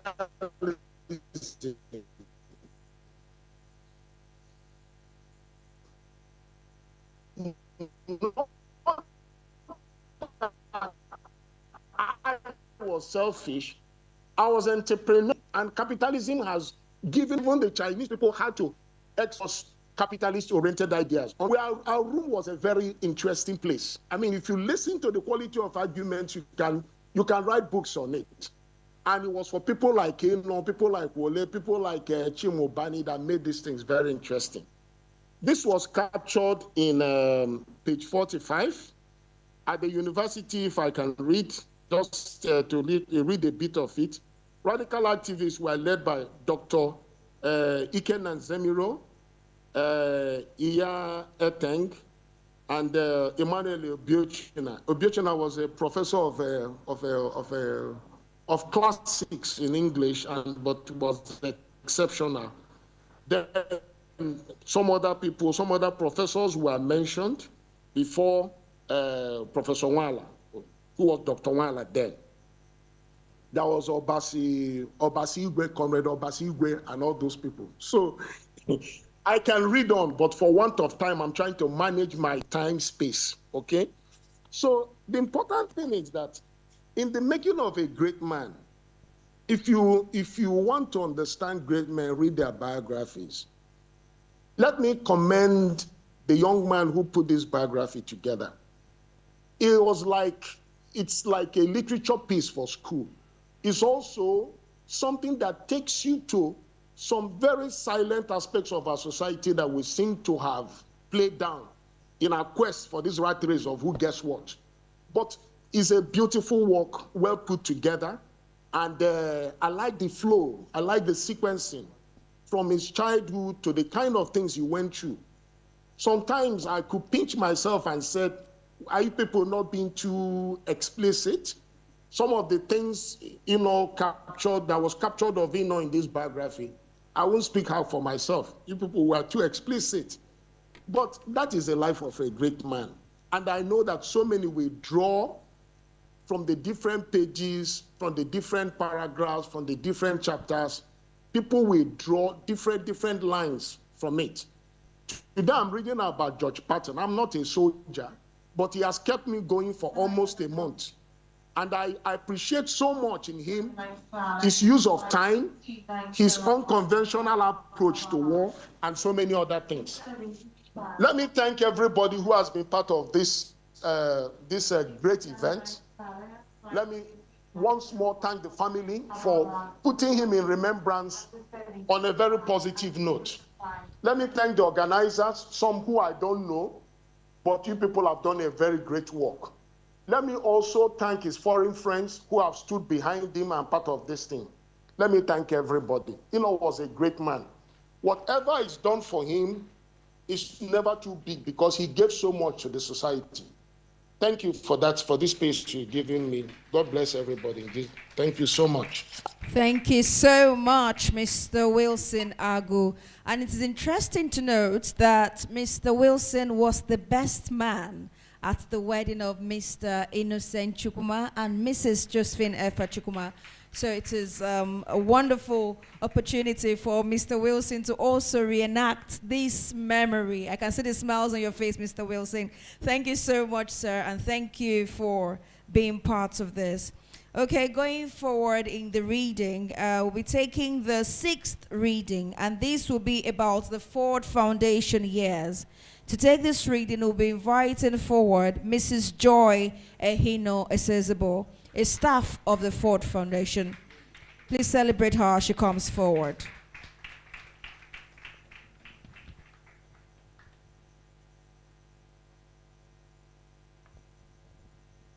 Thank you very much. Good afternoon again, everybody. I wish I could sing the Embassy national anthem. Unfortunately, I don't speak Igbo. But I remember clearly some Igbo adages that Innocent used to say to us. I will attempt to say some of them. Ayama hunantimo. That's one when he's overworked and maybe he's been in long meetings and he's tired and he'll say the grammar has been too much and that Ayama hunantimo. I had to sit down to understand what that meant. And he says something about Mami Water, something. I don't recall, but Innocent was a great person, and I think it's based on that anthem that was sung. That he said to me on the first day he walked into the Ford Foundation, because I've known him for long before he even became director. He walked in that day, and I was like one of the only faces he knew before coming in, and he said, Joy, let's try and do our best to make Nigeria a better place. And that word stuck with me, and it was, what kept me going in working with him through his years before he eventually left us. For the purpose of this, I'll be reading from page 178, depending on the version you have. I'm talking about his years at Ford. Innocent was appointed Ford Foundation Regional Director for West Africa in December 2012. The Foundation West Africa Regional Office, located in Lagos, served Nigeria, Ghana, and Senegal. Innocent became the very first Nigeria to occupy that position. Before him, the position had been occupied by non-Nigerians. Being the first Nigerian to be appointed to the role, his appointment elicited excitement among the staff at the regional office and members of Nigeria's civil society community. The staff, who until then dealt with only expatriate, felt that a Nigeria who understood the people's need would certainly be better positioned to address those those needs. Innocent was also a much loved and respected leader in the civil society space with a track record of making impact, as well as being a stickler for professionalism, integrity, and accountability. It did not take long for Innocent to show the staff what he was made of, as he quickly settled into the new role. Innocent was also the first to be appointed and designated the designation of regional director. His predecessors designation had been representative. I will skip to page 182 and speak a bit about his ideas and as a man and a skilled grant maker. The ideas man, as he was fondly called, Innocent gave birth to many ideas while he was at Ford. One of them is what we know today as the Association for Research on Civil Society in Africa, AROCSA. Barely 1 year into the role, Innocent initiated the idea of bringing academics and civil society activists together to discuss practical way they could work together to contribute to the body of knowledge theoretically and practically on civil society in Africa. The meeting, which took place in Accra, Ghana, gave birth to AROCSA in September 2015. To guide the development of this new initiative, Innocent reached out to the Association for Research on Non-Profit Organization and Voluntary Action, ANOVA. ANOVA is a US-based academic association and has over 40 years experience in bringing together non-profit actors and academic to jointly conduct research on non-profit, organizing annual conversations to discuss development on non-profits around the world. AROCSA was officially launched in Lagos in May 2016 as a regional conference that had over 80 participants from various countries in Africa. The association had various programs, of which the Leadership Transition Fellowship Program would be later named after Innocent. Just to say that there are many such initiatives that Innocent bettered. He was called, an ideas man, and he can just birth ideas on the spur of the moment without really thinking them through, but they become reality after a lot more work. I will end, for the sake of time, by just reading a quote from a colleague on page 194, because this resonates very deeply with me, and I know it does with all of us seated in this room and anybody that has had an encounter with Innocent over time. And it says, people say I shouldn't say this, but I have to say it. I always tell people that Innocent was the most committed and probably the only person I know and worked with in Nigeria who treated me as an equal. Innocent was a feminist. He was a brilliant and passionate, he was a very brilliant and passionate individual. He was a giver. He deeply believed in the Nigerian project. He believed in the future of Nigeria. He believed in humanity and equality. Innocent treated everybody with respect. He didn't care if you were rich or poor, black or white. He treated you as a human being, no matter your social status. He treated you as someone who deserves to be understood and someone who deserves to be respected. For me, that's a priceless quality that Innocent had. Thank you very much. Thank you so much, Mrs. Joy Ehino Esezobo. Thank you for the 6th reading. So moving forward, we're taking the 7th reading, and this will be taking from page 123, and this is about an Igbo man with 3 daughters. To take this reading, we'll be calling forward Mrs. Nkiru Opareke.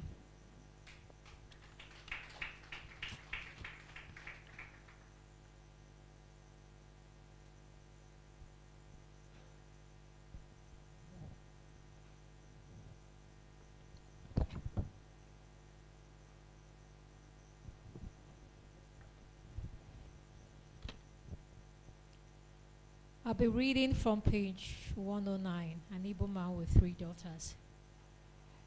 If you've ever seen Innocent with his daughters, they have, in Nigeria, what we say, they have his mumu button. When he's out with them, they behave like boyfriend and girlfriend. I used to pity Mwanye Kalaba because I knew that they had taken over.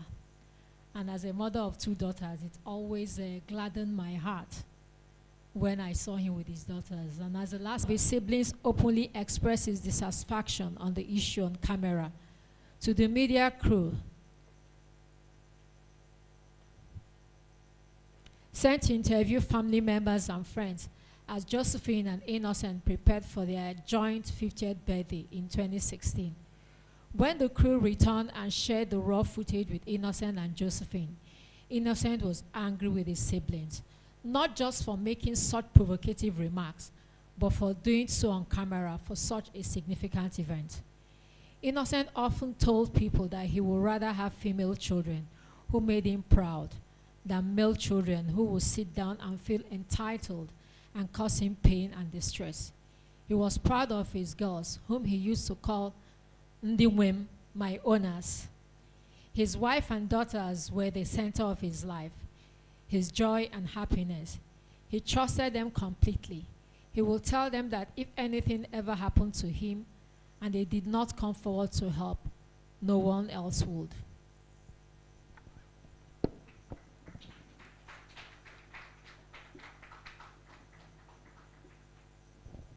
Lovely and quite intense. Thank you so much for that reading. Thank you so much, Mrs. Oparike.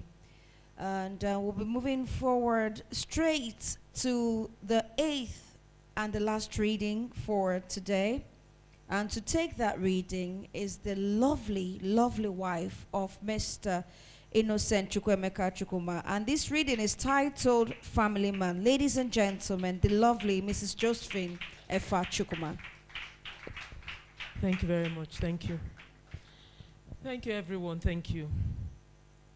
I'll be reading, depending on the version you have with you, the first one or the second one, page 168.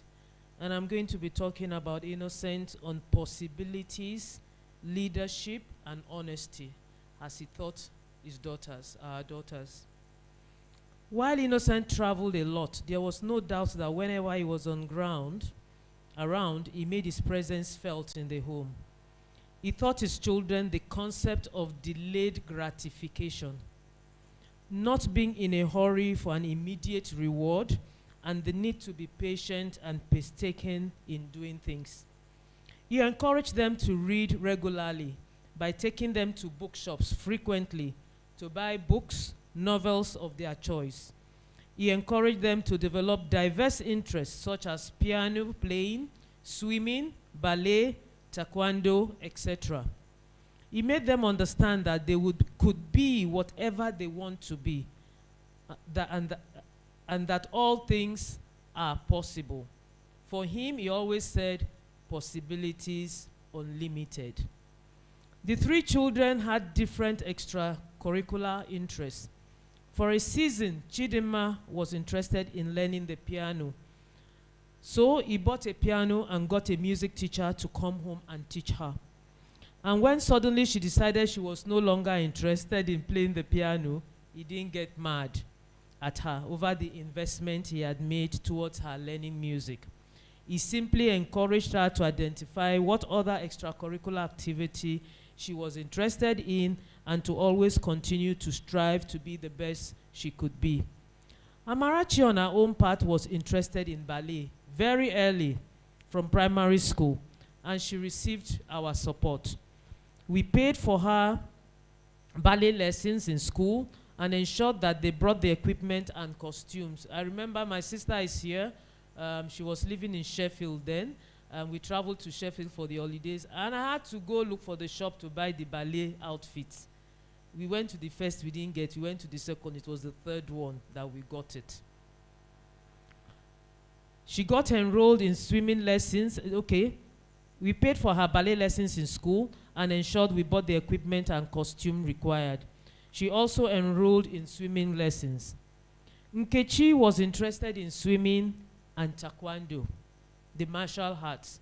I remember in primary school, the teachers would say, why are you always going to do things that men are doing? Why aren't you not learning how to dance and how to... And she said, no, she's interested in taekwondo. And actually, she got to, I think, yellow belt. But now she's not, I'm not sure she's still doing that. Like her senior sisters, she was encouraged to learn and acquire skills in these areas. Innocent taught his children that nothing was impossible once there was a good and positive attitude in place. There was no limit to aspirations. He taught them that they didn't have to bring anyone down to rise. As one didn't have to be a horrible person to succeed in life. Innocent made sure to emphasize to them the value of hard work and the need to be decent and kind to others. Because at the end of the day, every single person that comes across has a role to play in one's journey of life. And it was better to be kind to people on one's way up the ladder, because most likely you meet them on your way down and they might still be there to help you. Being someone that was generous, Innocent taught his daughters to be generous, not only with money, but also with time, energy, and attention. He also encouraged them to always be connected to their roots, because as he saw it, if one doesn't know where one is coming from, you will not know where you are going to. According to Chidima, as an adult, lessons are continuing to guide her in her relationships. The close-knit nuclear family she grew up in and the exposure to some extended family members who showed her and her siblings love have made her appreciate the importance of family. However, one must also acknowledge that it is not in all instances that when you extend love, you get love back. One thing my father also used to tell us, I come from a family of 6 girls, and right here in this venue, my 3 sisters are here. Please, I would like to acknowledge them quickly. My eldest sister, Madam Pauline Efa. Sister, thank you very much for being here. My second sister, Mrs. Lucy Wilshire. She's also there. Thank you very much. And my only baby sister. She doesn't like it, but it's because of her I'm a senior sister. If not, I would have been junior for life. But I have one junior sister called Sylvia. Sylvia, please. Okay. My father used to always tell us that when you do things for people, you don't do it because you want a thank you from them. You do it because you can do it, and God has placed it in your heart to do it. And most likely in life, your thank you doesn't come from people you helped. It comes from other sources, and I've come to realize that in life. So I would like to wrap this up. That, however, one must also acknowledge that it's not all extended family members and friends that are kind and loving. Some can be kind, and some may not be kind. But in all of that, it shouldn't take away your humanity. Thank you very much. Thank you so much, ma'am. No matter what you do, nothing should take away your humanity. I'd like to encourage everyone in this room to please pick a copy of the book if you're yet to do that. Pick a copy on your way out and then take your time to go through the book. That will shine the light on the person of Mr. Innocent Chukwuemeka Chukwuma, the amazing man that has inspired so many people and still continues to inspire, even if he's not here with us physically. We celebrate him, we'll continue to celebrate him.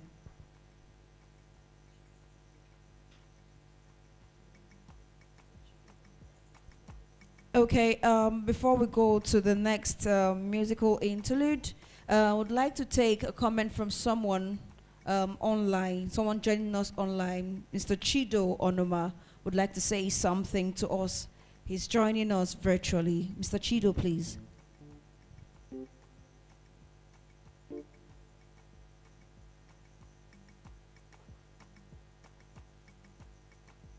Particularly my sister Josephine for putting this together.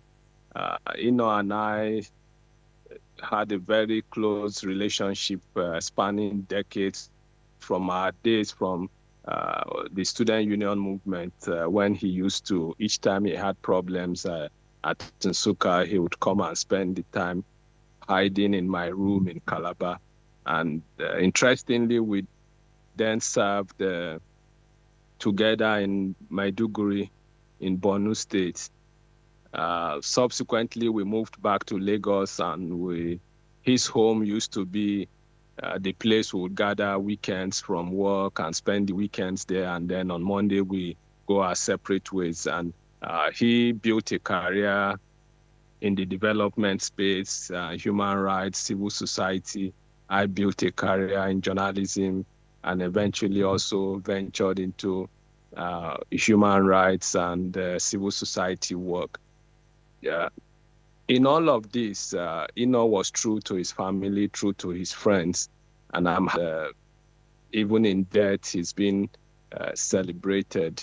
I'm happy that this book is out, and I did a review, which I hope some of us, if we have the opportunity, it's published in different media houses to help us perhaps get a summary of what I know how challenging these days finding the time to read, but the review, the aim of that review is to give a snippet or summary of what the book says. I think it's a treasure trove on the life of a very remarkable man. One of the saddest days my life was April 3rd when I was in Canada. Professor Chidi Odinkalu had called me, and that word still reverberates in my head and saying we may have lost innocence. I was completely speechless and just couldn't take that out of my mind. And it's so hard to believe that it's been 5 years.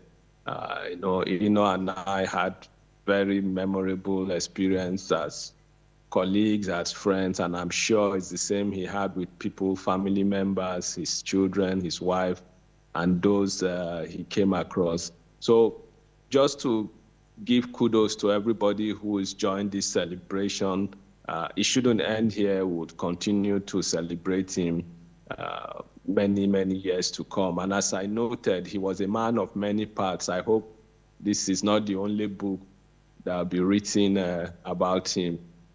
Perhaps Amarachi and Chidima and your other sister, when you guys find the time, you can also do your own book about your dad. And I'm sure people within the civil society space would also have opportunity to do that. So thank you very much. Just thought I should, I've been part of the conversation since 10 a.m. Just thought I should chip in something. Thank you very much for the opportunity. I really appreciate it.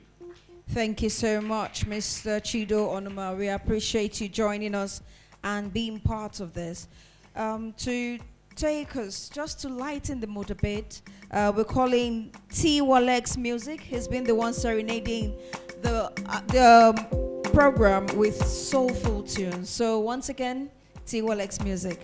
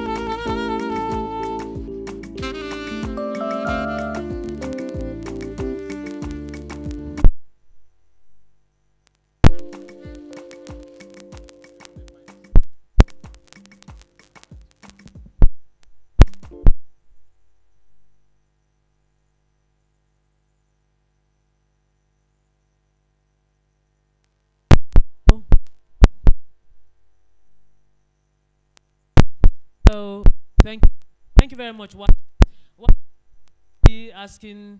Well, you have to pay me commission. All right, all right. So, MC, I'm not taking over your work, but in order to just for us to move fast, we are almost there. The floor is now open. Anyone, just 1 minute. What's one memorable, crazy thing or funny thing that Innocent said? That whenever you remember it, it makes you laugh, it cracks you up or whatever. So the floor is open in no particular order. Please just show your hands and the MC will bring the mic to you. Thank you very much, ma'am. So now it's time for recollections of Mr. Innocent Chukwuma. I would like to remember saying what you have funny sayings, you have memory, whatever you can remember about him that resonates with you. This is the time for you to share. So we are opening the floor for everyone to please share with us something striking that you have come across with him. Please feel free to indicate by a show of your hand, by a raise of your hand, and I'll bring the microphone to you to please share with us. The floor is open. Okay, we have someone at the back.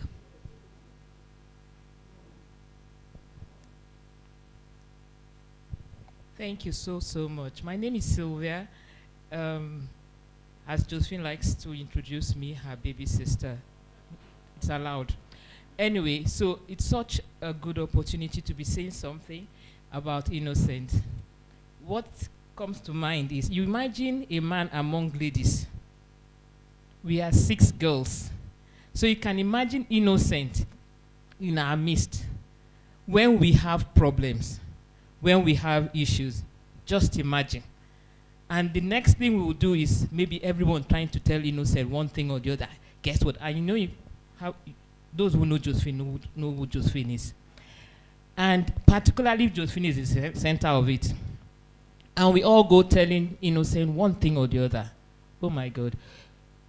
All he says to us, they know they tell man. Now woman, then they sit down and explain to. And you wonder what that actually means.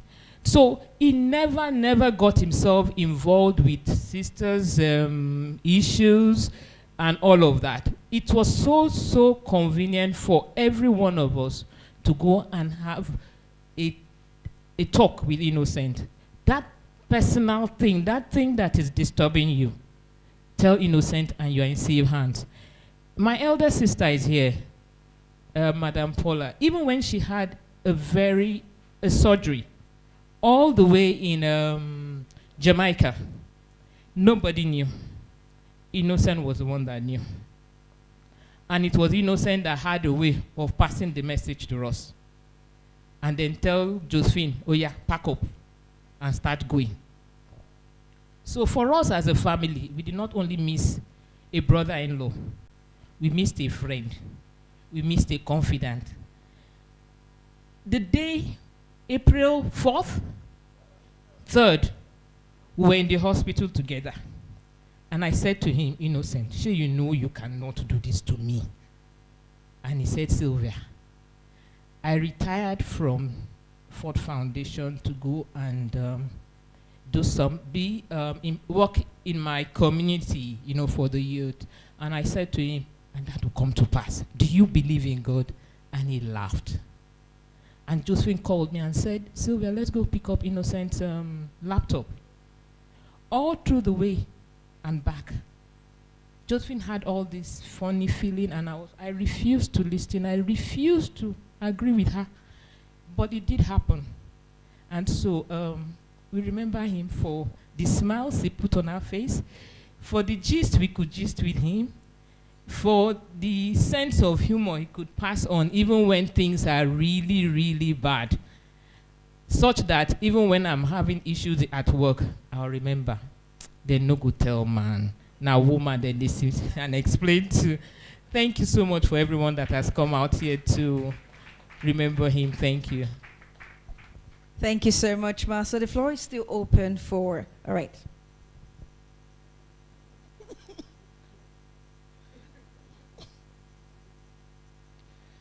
now it's afternoon. Good afternoon, everyone. You know, hi. Hi, Bridget, how are you? And those days, when we had time, we used to go out on monthly basis as ladies. And then we would get dressed, and every month we would make sure that we go out and have fun as ladies. So on that day, he just had a job, and they gave him this car that can talk, that can take that car. And then we said, okay, we will dress up. We're all in short gown, and we dressed up. Go. We said, you all look like Ayilara babes.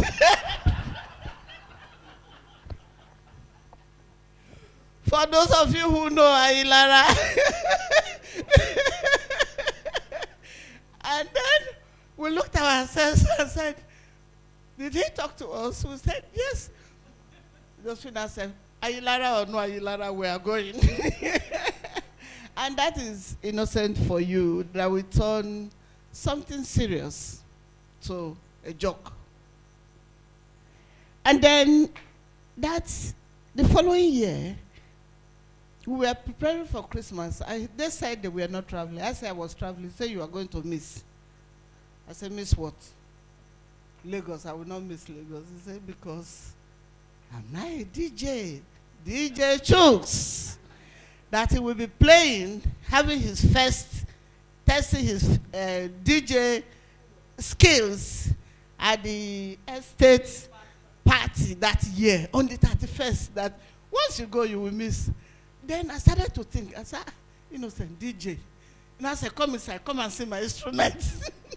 He actually bought his complete instrument to become a DJ. And said, from now onward, I will become your DJ. You don't even need to go out again. I will be playing music for you. And that is innocent for you. I will remember him for many things. But we are talking about today about the funny aspect of him. Was many things to many people in different times. And I know we will be doing this every year. And next year we will be talking about other things about Innocent. I'm not sure I miss him, because I still think about him as present. I don't know why, how. After the first 1-2 years when I really felt I missed him, but these days I just think of him like as if he traveled somehow. Maybe it's my own way of escape, but I think that that's the way I want to remember Innocent, always in his funny character. Thank you. Thank you so much, ma'am. Thank you. Okay. All right, ma'am.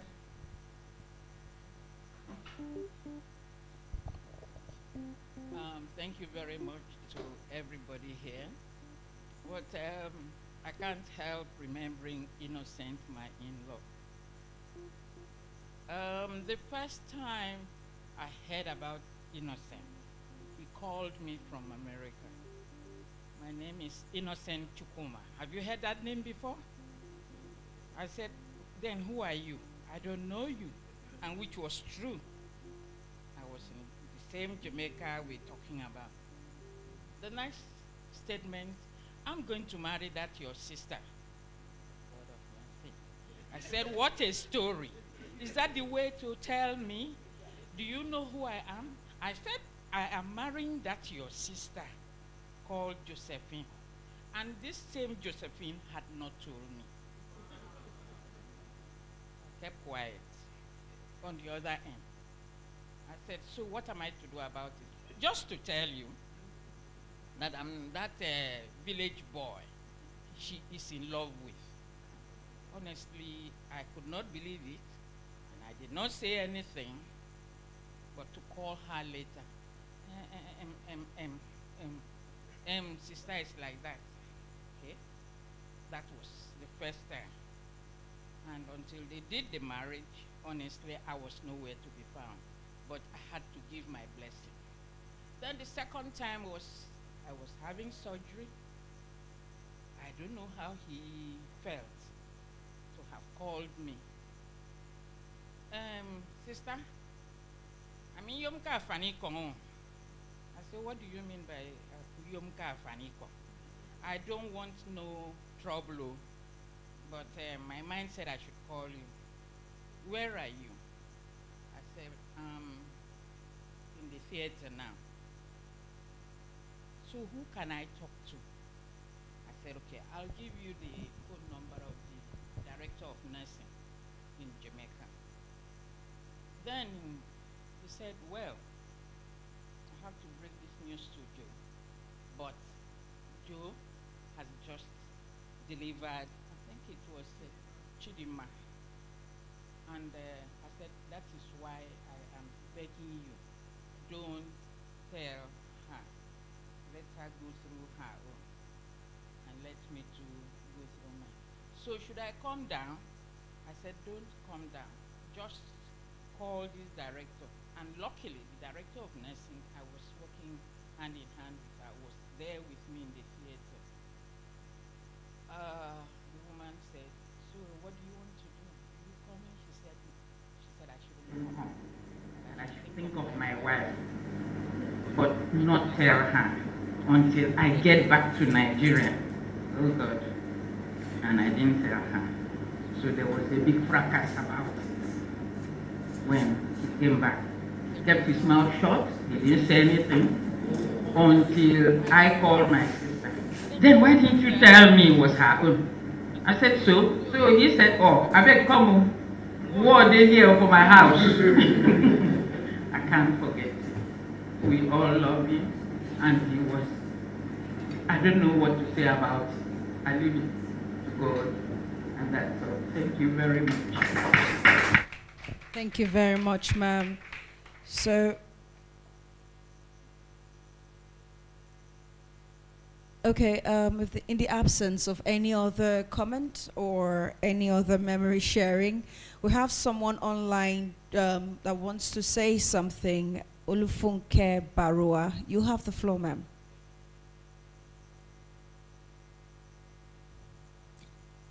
Hello, everyone. Good afternoon.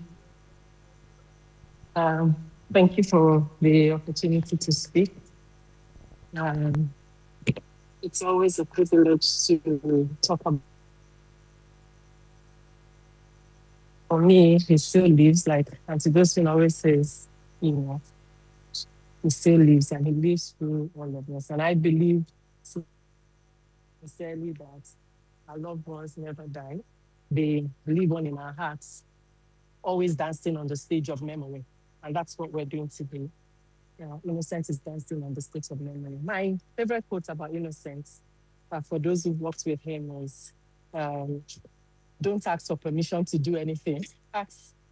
Instead, ask for forgiveness after the deed is done. Innocent believed that if you need to do anything, you don't need to ask people to allow you to do that. Take the initiative, do it. And at the end, most likely you're very successful at it. You can then apologize. I took that literally.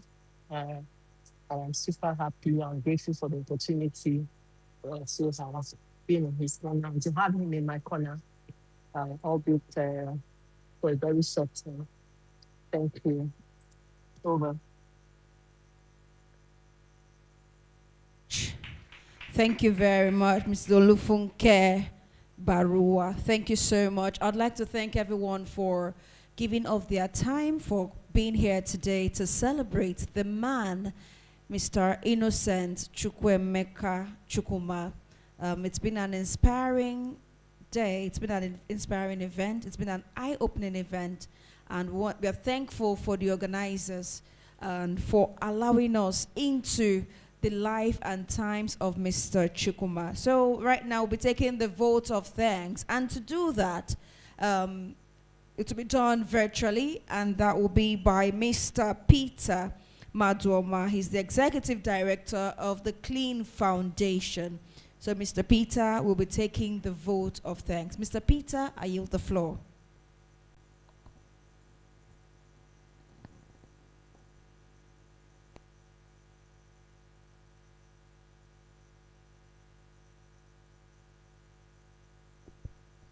Kindly unmute your mic, sir. We can hardly hear you, sir. Please unmute your mic. Thank you. Can you hear me now? Yes, we can, loud and clear. All right. Good afternoon, everyone. And again, my name is Peter Madom. I think I'm putting up a smile because I'm happy that we've come to this stage in terms of celebrating a man that we all love. I've been on since before 10 on this platform, and I've listened through everyone talking about a unique person, someone that we all love. And I just drew a conclusion this afternoon that my boss and founder of so many initiatives, for which Clean Foundation is one, is a man of so many parts, and someone who lived having in mind that he's living for a purpose, and that as if he knew that he's not going to live as long as some of us and so on. And so he did most of his work in a hurry, and that's a lesson that we all need to learn. But again, today is a time to really wish him birthday, though his voice is not here, he's not present with us. But again, the legacy has been there. So I just want to make these few comments of mine, because if I want to start to speak about Mr. Innocent, who I worked with for some years now, still in the system, it will be a long story, because we did some travel together, sat down, think together, and so on and so forth, like many of you has expressed. And I don't want to also be emotional, because it's his birthday, and we are celebrating him despite the fact that he's not here with us. And let me begin to thank everyone very quickly, to say thank you so much for making our day. On behalf of the board, management, and staff of Clean Foundation, ISEF, Project Alert, Olaka Institute, and many other initiatives that Mr. Innocent vetted before he left us about 5 years ago. We are really grateful that he established this thing, and these things will continue to live on for many generations to come, and the reference of his name will never go down.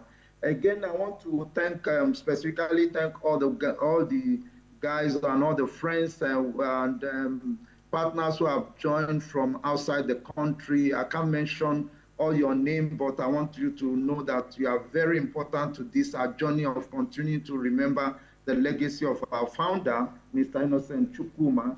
Again, let me also thank all the schoolmates, and let me thank the MBC Congress. You've always been there, and anytime you speak, we see a man that identify with his people, which is also rare with some people of his caliber who may not have any time for their people. But again, these are the lessons we learn. The civil society members who are also in this platform, I want to specifically thank you. You were his constituency for which he gave his life for, and I just remembered my last journey with him, we were walking around Oluwaka, and he told me, Mr. Manawa, don't worry, I'll soon just leave Ford Foundation, and then I can sit back and find something I need to do more with the civil society in terms of establishing more. He had in mind actually establishing more institutes that will impact on police reform. And I know the Nigerian police will never forget all the contributions that he made. I can't talk about the scope and the wideness of his contribution to justice reform and a lot of public safety and security in the country, which he was very passionate about and has caused him to establish various things, NOPRI and all the rest of them, and then Clean Foundation being one of the flagship of his ideas. Let me also thank the friends and families who have been in this platform, and you've been staying on. We will continue to share from time to time about the memory of Mr. Innocent. And one of the things I want to say is that I think this is the one that I don't think anybody hit it on the head. Mr. Innocent is somebody who liked dancing. a lot, because sometimes when we go to work, he said, no, and then they put on the music, he start dancing. Maybe the next time we are remembering him, we'll just get a band to have a bandstand and everybody dance and be happy about the life that he lived. It was a life that was is very, very worthy to emulate in terms of driving for social justice and driving to help people. For us who work with him almost for this number of years, one of the things we will underscore is that he's a man who will challenge and support you. He will challenge you, but he will give you more than enough support for you to succeed. Never desire that anybody should fail. He may be tough at the time, demanding for this thing, but he always remember that his concept that it's not just to make a demand on you, but he has to make a lot of inputs. And those who worked with Ford, where he spent quite some time, till today they still talk about him across the civil society and the development sector, how he came into the point of challenge and being able to, somebody said it on this platform, how despite the fact that it was not the focus of the organization, he still finds solution to get, I think that's when the medical director was talking about what he did in Ibutemeta Center. So these are some of the things. We can keep on and on. But again, I want to finally this afternoon thank the dear wife, who sometimes I tell Mama, I say, Mama, take it easy, because she's driving. That tells you that they were two unbeatable team who learned their values, who were this thing. The way Madame drives things, you can see the reflection of Mr. Innocent also there. Meaning that the lesson there is that some of the people have spouse and they cannot carry their spouse along. She's driving today because Mr. Innocent put her at the center of so many things. So at the point that it was departing, Madam don't need the induction to learn what to do and so on. She just took over the baton there, and I can tell you, she's seated here today, and sometimes I wonder the level of energy she's generating. But again, on my personal reflection, I think that is what it means to really be couples together who have common vision, common drive, and common values, and also mutual respect. Mutual respect. This is very great. A lot of lesson. I can go on and on and keep talking. But again, I want to really sincerely from my heart thank all of you. The daughters, you can see the quality of daughter that he has brought to bear, and all of them are flying high. And I know that they have not started, and they will also be able to beat the mark that their daddy has put down. All of us, again, I want to say thank you so much. We can't thank you enough because you made our day to celebrate this 60th birthday of our founder, and a man that we all love so much, a man that we want to continue to work very hard to ensure that his legacy continue to fly. And I'm very confident that even when all of us are finished our part, there will be generations that will continue to celebrate Mr. Innocent Chukwuma. And he's not dead, he's still speaking. And one of the things that we should also be doing, sometimes we should put some of his lectures and some of these things and just listen to the voice, because the voice is still there in the recording. Thank God for IT and the technology that can give us all those things. Again, let me say thank you so much, and I want to wish everybody a very happy day, and let's keep celebrating Mr. Innocent Chukwuma, and we thank God. Madam Josephine, thank you so much. Dr. Mrs. Chukwuma, we want to celebrate you also, because it's joint birthday, so you two should stand up today and dance. Don't go, just find friends around and just put on the music. Maybe you should also learn the DJ something, and then you start to take over from there and let everybody celebrate. Thank you so much. Congratulations again. And we'll say happy birthday to our founder, and we will continue to celebrate him. Thank you so much. I appreciate everyone. Bye. Safe trip, those of you who are making journey back to your house. You get there safely, and God bless you. Thank you so much. Thank you so much, Mr. Peter Madwoma. Thank you so much, sir. We're grateful. It has been an amazing day, and for those of us who knew quite a few things about Mr. Innocent Chukwuma, I am sure that we've had so much enlightenment about the man, Mr. Innocent Chukwuemeka Chukwuma. We've learned so much about him and we've received so much insight about him. In other gatherings, people give a minute silence, but we are here to celebrate him, so we are not going to give a minute of silence. So I'd like to crave your indulgence to please be upstanding on your feet as we give a standing ovation to the man, Mr. Innocent Chukwuemeka Chukwuma, as our way of celebrating. On 3, 2, 1, let's go.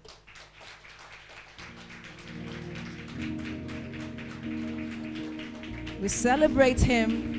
We celebrate his times, the laughter he has brought in our lives, the love for family, the love for humanity, the love for self, the love for others, the impact, the knowledge, the enlightenment, everything he has done, everything he continues to do, who he was and who he is to us.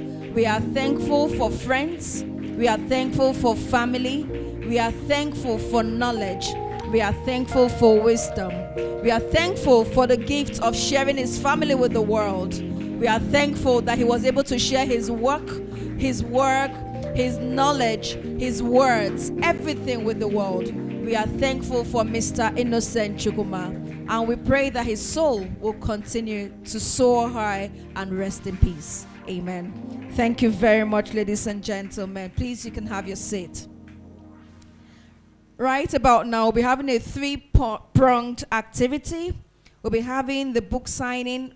For those who bought the book, we can have the autograph session. You can either go to Dr. and Mrs. Josephine Chukwuma or to the author, Mr. Obinna Ezugu. Either of them can sign the autograph for you. Please feel free to approach any of them. We'll also be having soft music by T. Walex Music. At the same time, please, ladies and gentlemen, feel free to make your way to the back of the hall for light refreshment. Thank you very much, everyone, and we'll continue the program in a minute. Thank you so much.